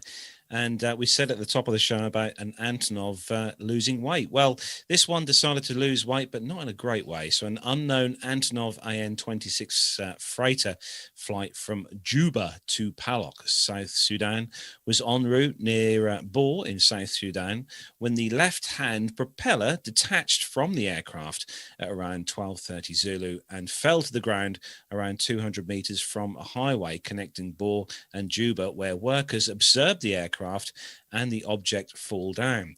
The aircraft returned to Juba and landed safely. And Matt's popped the pictures up on the screen for those of you watching on YouTube, so you can see that there. Yeah, safe to say that definitely detached from the aircraft. Now, I'm just looking at the pictures actually, and it looks like, to me, like there's a slight bit of overheating on the shaft that connects to the engine there, but that might just be damage from the I mean, Armando, you're probably the one most qualified to be able to explain this, but I mean, we're familiar with, planes being able to function with jet engines and everything being able to function perfectly normally with one engine, safe landing, etc. Does that change when it's a turboprop like this? No, sir. And that's actually a great segue, because we're going to play out some of the DC-3 turboprop training that I did, and that was all single engine. So a turboprop is just a jet engine with a shaft going through the middle and driving a propeller up front. So this aircraft in its certification process would have been certified to fly on a single engine. And these things, as rare as they are, these things do happen, whether it's metal fatigue, a maintenance malfunction, or some other, a bird strike or something. I don't know that a bird strike would cause a propeller to fall off. But yeah, the pilots would have been trained and the aircraft would have been certified to fly on a single engine, even an AN-26, which is a pretty old airplane. Yeah, actually, before we move on, Matt, just quickly, Tony S in the chat room has made a very good point on that story, that someone now has a great ceiling fan. Good point. Yeah, good point. Well made. That's the thing, though. I mean, again, it's a bit like the other thing, isn't it? It's miraculous that nobody on the ground was harmed. Obviously, when something like this happens. I mean, because not being funny, a propeller falling from presumably a reasonable height, could do an awful lot of damage to a building and or a human. Oh yeah, I'm sure it's 200 or 300 pounds. Yeah. Plus momentum, and it's spinning, and it's metal. So yeah, it could definitely hurt somebody. Yeah, definitely a John Lewis home furnishing opportunity, I would have thought. We'll move on, shall we? Two-year guarantee. Yeah, right. The next story is on The Independent, and I've got some pictures which I'll pop up in a moment for that. But the headline is "Private Jet Experience for Under £9 as Ryanair flies plane with 176 empty seats." In a piece for theindependent.co.uk, travel correspondent Simon Calder writes of his experience of travelling Ryanair after UK travel restrictions lifted last week. 13 passengers were on board the flight from Faro to Stansted, bringing the load factor below 7%, a marked change compared with Ryanair's average of 93% before the coronavirus pandemic. Champagne and caviar canapes were not dispensed for the full private jet experience, but the senior member of cabin crew, a young Catalan woman named Africa, served oven-ready lasagna and Thai green curry to the privileged few on board. The price for the flight, just €9.99. That's £8.60 in sterling, substantially less than the cost of a connecting train to London from the Essex airport.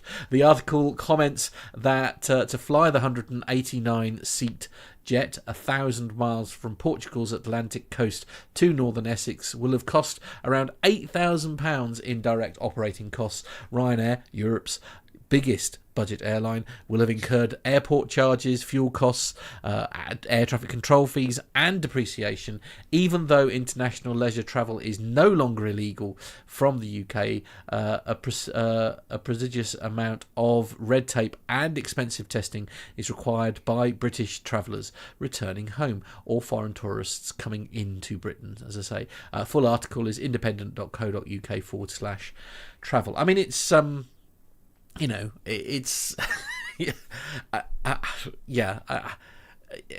there's not an issue, I suppose, if you could always do Ryanair flights like this, but to be honest, the secret is out that Ryanair has lasagna and Thai green curry available. True. That is true. I'm also very, very surprised that with such a low, I can only assume that this was a repositioning flight, because I can't imagine with a load factor being so low that they actually went ahead with it. I mean, I'm a bit confused, I've got to be honest. No, I would disagree with you, Matt. I think the flight was probably scheduled, and you need to maintain the schedule. So if you don't execute the flight, it messes up the rest of the day, or even 2 days or 3 days. So despite the fact that they didn't sell tickets on it, it was probably scheduled as a revenue generating flight.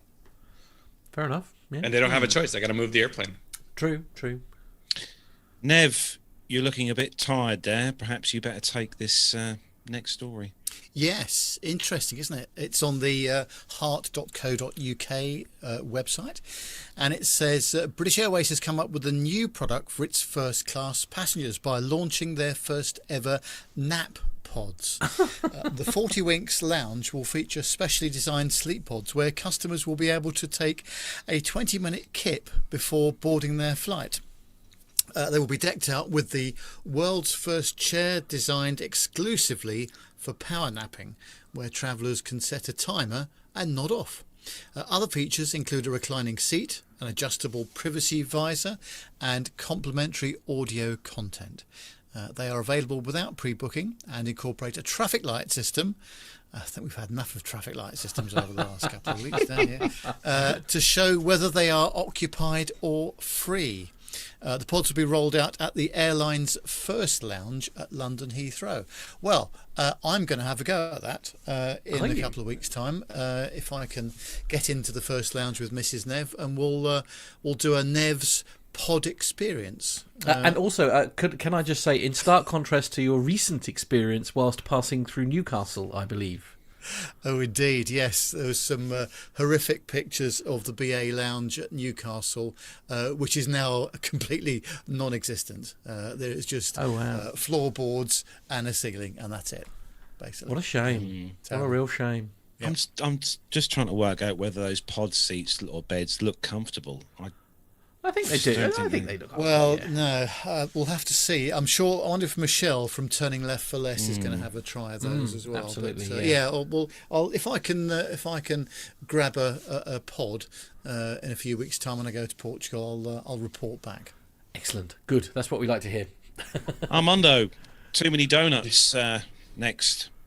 Yeah, I was going to say, speaking of eating at the lounge, the first class lounge, from viewfromthewing.com, the U.S. airlines may start weighing passengers at the gate.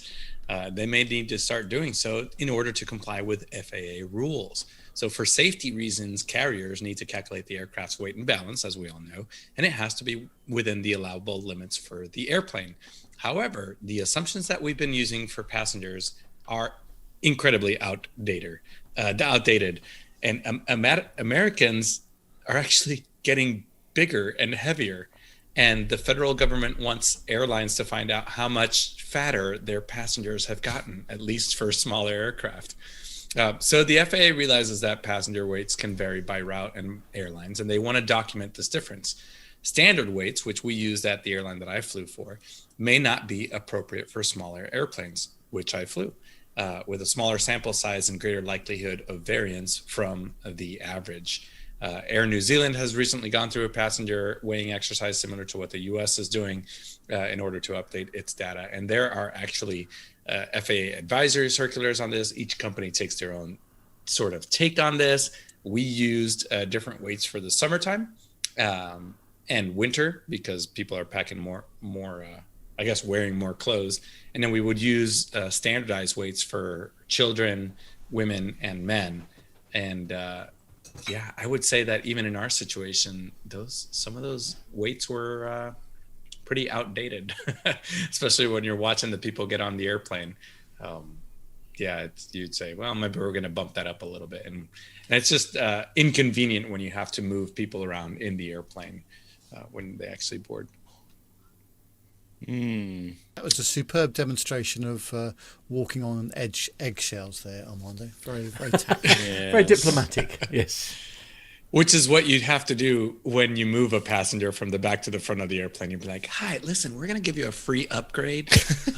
So I'm going to need 3 of you to move, because you're such loyal customers, up into first class. And it just happens to be that you guys are all sitting in row 28. And on that bombshell, we'll move on to the next story, which has got nothing to do with food at all. This one comes from rockpapershotgun.com. I beg your pardon. Where did John get this one from? This story is Bush Talk Radio adds thousands of audio tours to Microsoft Flight Simulator. Okay. X-Plane 11 is available. Anyway, if you'd like to play Microsoft Flight Sim, I don't because it's full of flaws. Anyway, as a tourist, a new add-on is available from Bush Talk. It's a community-generated landmark database that tracks where you are in a game. When you get close to a registered landmark and on the site, it will automatically start telling you all about it, just like your mum does when you're in a car. Oh, look, a red Volvo. Anyway, think of it as an audio tour for the entire world, one that covers everything from magnificent waterfalls to the world's largest beaver dam. The audio is surprisingly soothing, computer-generated voice from a mixture of Wikipedia articles, websites, and texts, and player-written scripts. Every official in-game point of interest has a tour, but beyond that there are over 8,000 places found and tagged by the community. Matt has a video actually of this to play. I do indeed. So let's have a little listen to the audio that they're talking about, shall we? The building has a roof height of 1. Oh, I don't know quite what happened there. Let's try that again, shall we?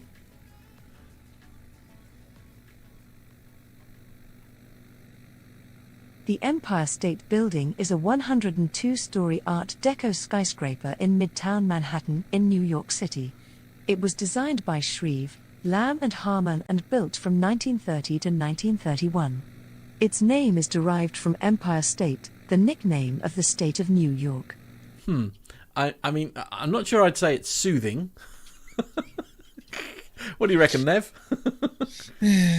Well, yeah, I think it depends on people's taste, doesn't it? Really, but yeah. No, I mean it's all right, but each to their own. Yeah, I know what you mean. Anyway, Matt, we're Yes. going to go for the next story with you. We're going to go back to Ryanair with this one. Oh dear, they're on form. They're on form, I obviously, know. to have 2 stories this week. Headline from various sources, so DW.com, Bloomberg.com, and the headline is Ryanair scores first wins in fight over rivals COVID aid. So Ryanair is the Irish budget airline, won 2 rare EU legal victories on Wednesday in a long-running row over state aid rules. It had filed complaints with the bloc's General Court in Luxembourg over subsidies provided to Dutch carrier KLM and Portugal's TAP. Both airlines were provided with government-backed loans at the height of the coronavirus pandemic that were signed off by EU competition officials. Judges faulted EU regulators for failing to properly check whether aid was justified. But judges ruled that no repayments would need to be made until the European Commission had made a new decision on the loans. Ryanair has filed numerous other lawsuits with the EU over state aid and have either lost or had rejected 5 of their filings. The Irish company, on Monday posted its biggest loss in its 35-year history, recording a loss of 815 million euros. I mean, That's a really scary number, isn't it? These are telephone number money. Yeah, it is, absolutely. And I mean, I guess, I mean, we shouldn't be surprised, really, I suppose, because, I mean, essentially, none of the, and it's, I mean, Ryanair is the example that we've got here with those figures. Sorry to sort of go off topic here, but, I mean, this can't be this, you know, if Ryanair has lost that kind of money, I mean, BA must be in the same boat, KLM must be in the same boat. I mean, is he being fair by challenging? I don't know. I mean, is he challenging them because he hasn't been offered the aid? I don't. You know, it's a funny one, really, isn't it? I mean, I do sort of feel really that if you're offering it to one of the airlines, you know, so KLM and TAP are the two examples here in this article. I do feel if you're going to offer it to those two, then it needs to be available to everyone within the EU. Yes, and because Ryanair is an Irish, it has UK registration and Irish registration aircraft, doesn't it? So a very large chunk of it is indeed in the EU. So interesting. Exactly. I can see why he's fighting it, I have to be honest. Yeah. But as you say, it doesn't see. I certainly, based on the articles that we were reading preparing for this, it doesn't seem like the level playing field that you'd sort of hope for. Exactly. So, Nev, you've got a lovely story to end the commercial news with this week. It is a nice one, yes. It says that it's on the BBC.com website. A man surprised his girlfriend with a marriage proposal written in the sand of the world-famous Barra Airport. Jamie Ford, 26, asked if staff would arrange to have the message ready for when he and Anna Pond, 25, flew into Barra from Glasgow on Saturday. Mr. Pond spotted the proposal Ms. Pond, beg your pardon, spotted the proposal as the Loganair aircraft slowed on its approach to the beach runway. Mr. Ford said, Anna turned to me and said, "What?" Once she realised it was for her, she said yes. The couple from Yorkshire were visiting the Western Isles for a short break, and Mr. Ford, who's an aviation enthusiast, had always wanted to visit Barra's beach runway, which regularly appears on lists of the world's most scenic airports. He said, "I hadn't expected the airport to agree to it, but they did, and even did test flights using a drone to make sure that the message was in the right place for Anna to see." We got a round of applause from the rest of those on the flight when they realised what was happening. Once word of the proposal spread, the couple received gifts from their taxi driver and a local restaurant. Mr. Ford said Loganair, the airport and islanders had helped make the occasion even more special. Well, that's nice. What a lovely story, isn't it? And I'd also like to do that trip as well. It's a twin otter that they use to get in and out of Barra, and of course they can only do that when the tide is out as well. So that's why the timetable is as it is. So, but no, a very nice gesture indeed. I love that. I love the fact that they were test drones and everything all done to make sure that the message was in the right place. I mean, I suppose one could be a little bit cynical here and suggest that, you know, extra miles were being sort of gone through in order to, you know, a bit of positive publicity, shall we say, for the airline. He's lucky to have other passengers on the plane. Good point. Good point, well made. Because most of them aren't flying at the moment. So good point. No, it's good, and it does actually provide a very valuable service from Glasgow up to Barra on the western edge there. Absolutely. Armando, we're going to hand things over to you for the next part of the show. Oh, thank goodness. We still haven't cut the military. No, I'm just kidding.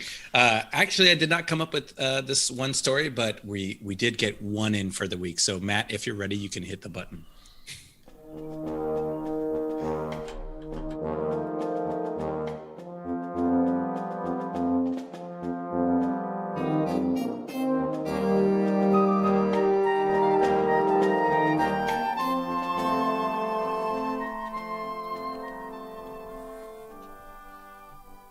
All right, guys. So I'm actually just going to do a quick intro to this story because the audio is going to speak for itself. But from IrishMirror.ie, a C-17 Globemaster was allowed to vary the jet's route from Bangor, Maine, in America, of course, to the Air Corps base at Baldonnel in West Dublin in order to fly over Longford, where the aircraft commander was born, as well as sightseeing the Cliffs of Moher in County Clare. The huge jet, call sign Slam 69, flew up over the cliffs of Moher so the crew could get nice photographs of the tourist spot before passing over Galway Bay in County Galway and then flying over to Longford. The Irish Defence Forces spokeswoman spoke last night and said and confirmed that the jet, which is normally based at the 452nd Air Mobility Wing in California, landed at Baldonnel on Tuesday morning. A technical stop en route to the UK as part of a crew training mission. It's understood that the jet left Ireland a short time later and landed at Prestwick Airport near Glasgow. So, Matt, play the audio. For Sun 69. Okay, Sun 69, I take it you want to go below flight level 80? If possible, we would like to, just to try and grab a quick look at the cliff motor. Okay, if you descend below flight level 80, you're going into uncontrolled airspace. Descend below 80 at your discretion. Do you want to do that? That kind of scares us, so maybe we'll just stay at 8 for now. Can't imagine anything we'd have to scare a C-17, but I don't have any, I've no known traffic out there, but the weather I think will be pretty good anyway, and you want to do your own nav around that area? If we can, yeah, that would be nice to do our own nav, and then we're going to head up to Momin, in through Galway Bay, up through Ballinasloe, and then we'll go from Ballinasloe to Achigo, and then Rhinus from there. Okay, if you're coming in that close in along the coast, Matt, we'll be able to get you lower. You'll be in two approaches area, so they'll be able to give you lower altitude because that will be controlled airspace. As you get a bit closer, I'll talk to approach and see if we can get you something lower. That's the big round. Thanks very much. Line 69. Okay. Anything within 25 miles radius of Shannon, you'll go down to 3,500 feet. So if you wish now, you can descend to 3,500 feet on the Shannon QNH of 1011 hectopascals. 1011 down to 3,500 for Slam 69 heavy. Slam 69 or Shannon? Go ahead for Slam 69. Okay, just to be advised that inside 25 miles, 3,500 feet, you're in controlled airspace. Outside that, you go into uncontrolled airspace, but I have no known or observed traffic in that area for you. Okay, thank you, sir. We got some great shots of the cliffs. We're proceeding direct to Momin now, and then up the Galway Bay after that. Okay, yep, just off, coming up northwest of the Aran Islands, and again, I see no observed traffic in that area. Great, thank you, sir. And we're going to, Slam 69 going to try to climb. We're out of 4,000 now for flight level 80. Shannon Slam 69er, we're at flight level 80 now, approaching Ballinasloe. Okay, we're going to stay up here just to avoid getting yelled at by anybody that might be upset later on. Thank you for all your help. That's no problem. You can deviate as you wish around there. You are in controlled airspace. I have nothing to affect you if you want to take a look around. Thank you so much. We'll keep you appraised of our activities. No problem. Slam 69 heavy. We're going to head over towards Longford, and then we will get onto Achigo, and then we'll be out of your hair from there over to Casemont. Yep, Slam 69, all copy. That's fine. You can route there as you wish. I'm a native of Longford, Ireland, and so we're just giving everybody out here a little hello from us. Okay, yeah. Well, welcome back. And yeah, you can let me know that whenever you're finished. And as I said, you can deviate as you wish. I have nothing to affect you around there. All right, thanks very much.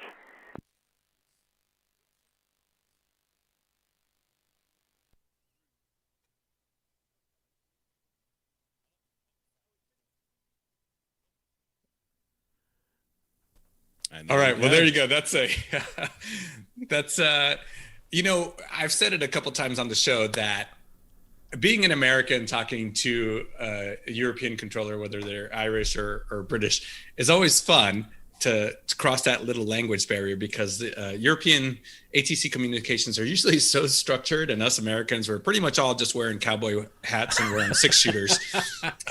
So I'm sure it threw them for a loop when this pilot is like, hey, listen, I want to do some low level over the cliffs of Moher and just go over Longford and County Galway. We're just going to take a gander around in this, you know, gigantic airplane. So there you go. I'm glad they were able to make it happen.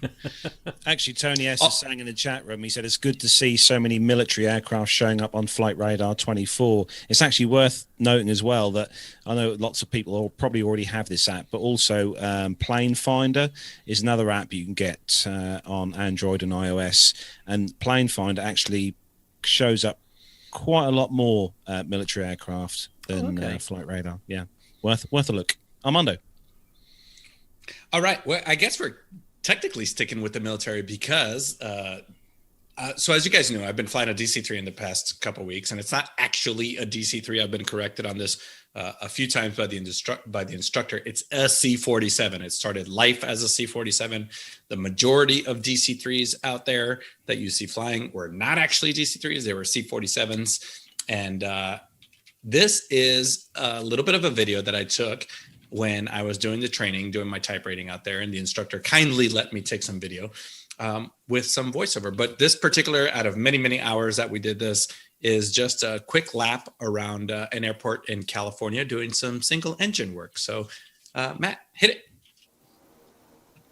Hey guys, since we're always talking about airplane training, and Captain Al has done some great plane truths about pilots and co-pilots training and the ability for everyone on the airplane to act as a crew, I thought I would take you through something that's not seen very much, which is a little bit of training. In this case, we're in the DC-3. That's a turbine-powered DC-3. If something goes wrong, in our case, the most critical thing is maintaining directional control of the airplane as a tail dragger. So we pre-briefed that, and in addition to that, before even going to go fly, we've pre-briefed what we're going to do in an emergency should we lose an engine on takeoff. Now, the dreaded V1 cut is not what we're doing here, because this is a real airplane on a real airport. So we're actually just kind of doing a V2 cut, which is your second segment climb. So at this point, we've taken off. We've got full power on both engines. The aircraft is climbing away from the ground, and we've got the gear up. Gear up and flaps are up, which are two of the most critical things, is just to get all of the drag off of the airplane so you're getting up and away from the ground. Now, at this point, I'm flying the airplane, and I've called for the climb procedure. So you see the left seat, the pilot monitoring, in this case, has gone through the procedure. And as the instructor, he has just said, we just lost an engine. In our case, for this particular flight, we lost the right engine. So very, in the initial stages of multi-engine training, you very quickly learn identify, verify, fix, or feather. So what we're going through the procedure right now is identifying that, yes, it is indeed the right engine that has failed. And on the show, we've talked quite a bit about air crews that in the heat of the moment do make their situation worse by pulling the good engine. So in this case, we've identified that it is the right engine, and we'll go through the memory items, which is flaps up, which they are already up, landing gear up, and then pitching for, in our case, V2. Now that is an airspeed that we've pre-planned before even stepping to the airplane. At our weight, this is the airspeed that we need to shoot for should we lose an engine. At that point, I'm verbalizing all of those things. Now, this particular aircraft, like many turboprops, has what's called an auto feather system, where if the system senses a reduction in power to a certain point, it will automatically feather that propeller, so you're not having extra drag out there. You can kind of pick up on that the critical thing is cleaning up as much drag, getting the airplane as streamlined as possible for single engine operations. So our last step in the memory items is to verify that the propeller has auto feathered. If it hasn't, we can manually feather by just looking outside and pulling the prop lever. Now at this point, the pilot flying which in this particular scenario is me, all I'm shooting for is maintaining directional control, getting the airplane into a zero side slip configuration, and just figuring out how it's going to fly. That's set up the trim, use some rudder trim, whatever aileron is necessary to raise the wing with the dead engine, and then working the rudders, kind of essentially filling out how the whole airplane is working. Now the rest of the procedure, you see the pilot monitoring there, in this case the left seat, is going through the fuel dump procedure, trying to figure out if it's required, are we climbing, are we not climbing, and then securing that engine by removing fuel from it, the condition lever in this case, in this airplane, the propeller lever. Should there be a fire, we always pull the fire handle. That's going to shut off numerous systems, pneumatic, fuel, hydraulic systems, electrical to that engine, so we're not making a situation worse. The generator switches at this point, fuel pumps, auto feather, prop de-ice, all of the ancillary systems that don't need to be memory items, that's what the pilot monitoring is doing. Now, we had just taken off. We were only about 400 feet off the ground when the simulated engine failure happened. So we were in a great position to just come right back into the downwind and put the airplane on the ground. And you can see at that point the didn't take very long at all, even in a slow DC-3. The gear is already coming down, the flaps are going to 1/4, and we've got the runway made. Now, the DC-3, again, surprisingly simple airplane to fly. You could pull the power on the downwind, which you can't do with a jet at all, and glide down to make the runway. So single engine operations are pretty easy in this airplane. At this point, we've just got one big turn coming around, did the downwind, talking to tower, letting them know what's our intention is, and we're coming back into land. We just turned onto the base land. Now at this point, again, you start bringing the throttle back to almost a normal landing configuration, or not, as Captain Nick would say, not the throttle, it's actually the power lever. So we bring the power lever because you're in the descent anyways. Now you're removing all of those things that are working against you aerodynamically for single engine, and you're almost back to a normal final. And the airplane just lands like a regular airplane with two engines at that point. So we're just, again, pitching for that correct airspeed that we've pre-planned for single engine operations. And there we go. We're back down on the ground. The whole thing took about 5 minutes from throttle up to doing the pattern, losing the engine, cleaning up the engine, going through the checklist, and putting it back down on the ground in a safe manner. And at this point, the best part of a pilot's job is just to pull it into parking, throw the keys over to our maintenance engineers, and let them figure out what happened. There you go. There is one loop around the pattern, single engine, in a DC-3.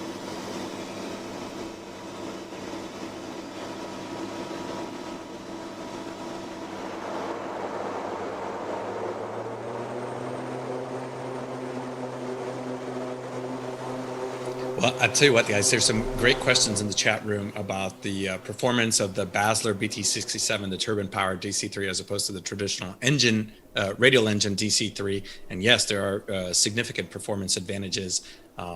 Lead in the chat room, would I like to fly a radial engine DC-3? No, I would absolutely love to. I think the sound of the radial engine DC-3 is just iconic as opposed to the PT6 powered BT67. But I'll tell you what, that was just a short video, guys. It was only 7 minutes long, and I took hours and hours of video. So for our Patreon supporters, I think Matt is going to set up a link that is going to have a little bit more video. That was just one camera angle. I had over the course of a week, I put the camera in different places.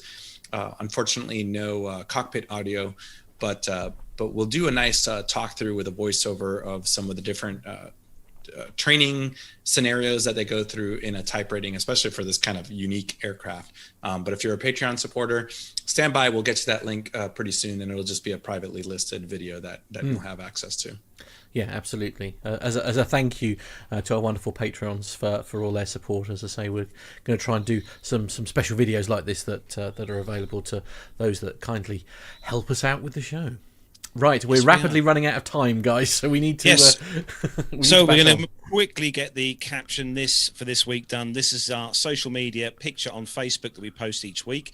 And we post a picture on Facebook, and we ask you guys and girls to caption the picture with your funniest, wittiest comments. So this week's picture, Matt's going to pop up on the screen. For those of you listening to the audio podcast, this is someone on board an aircraft on an overwing exit, I will point out, wearing what appears to be a tent on their head.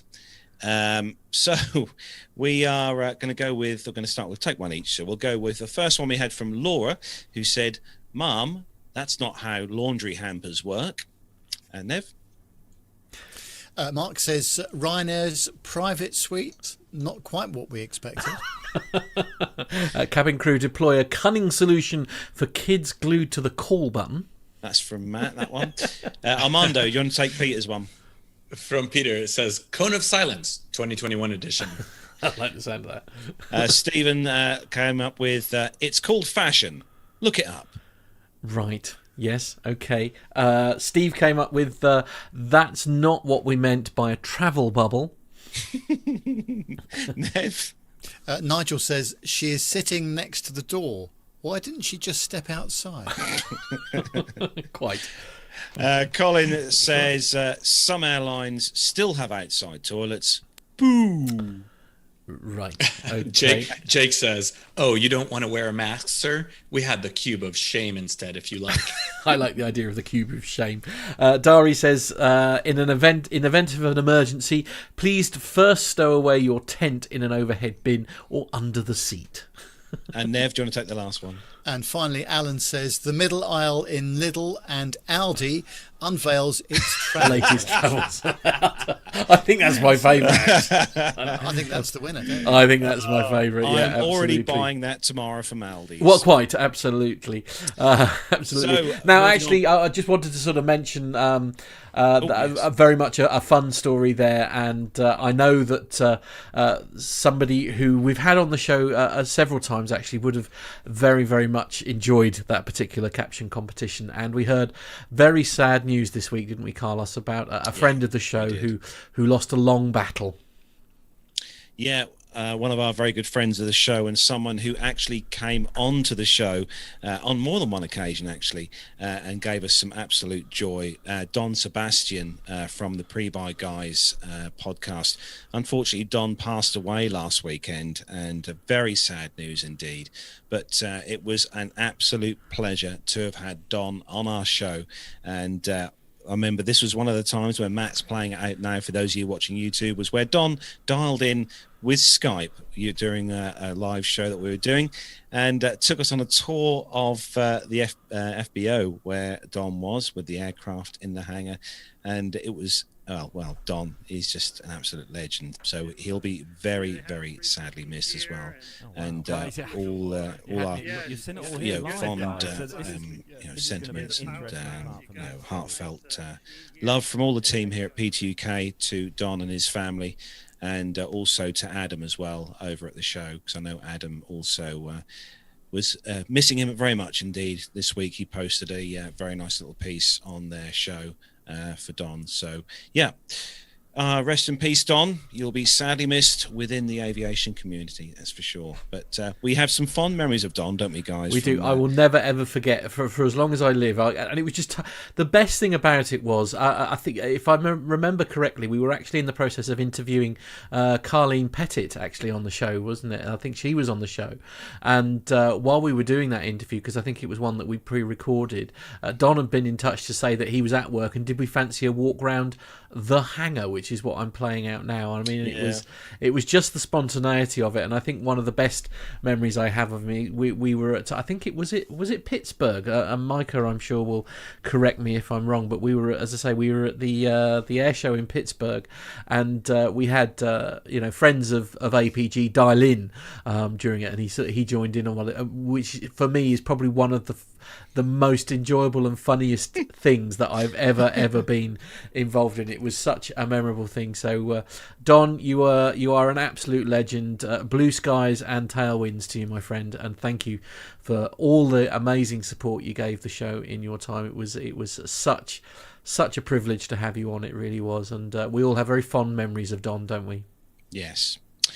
So, moving on to wrap up the show, then we have had some feedback this week from Jacob Darlington Brown. We're going to have that featured in next week's show, so keep your eyes and ears open for that. Got some great feedback coming up from Jacob there. But so we're going to also mention as well, if you don't already know, and check out our YouTube playlist, because we have got the George Lee MBE full list of videos for you to watch over on our YouTube page. So check us out, Plane Talking UK on YouTube. Matt will put the links to that in the show notes if you haven't already seen that awesome set of videos. They will be on there. That's George Lee. So catch those out on there. So social media links: Facebook, Twitter, Instagram, social media, planetalkinguk.com. Search for us on there. The WhatsApp number, if you want to send a picture in to feature on the green screen behind the hosts, +44 757 224 9166.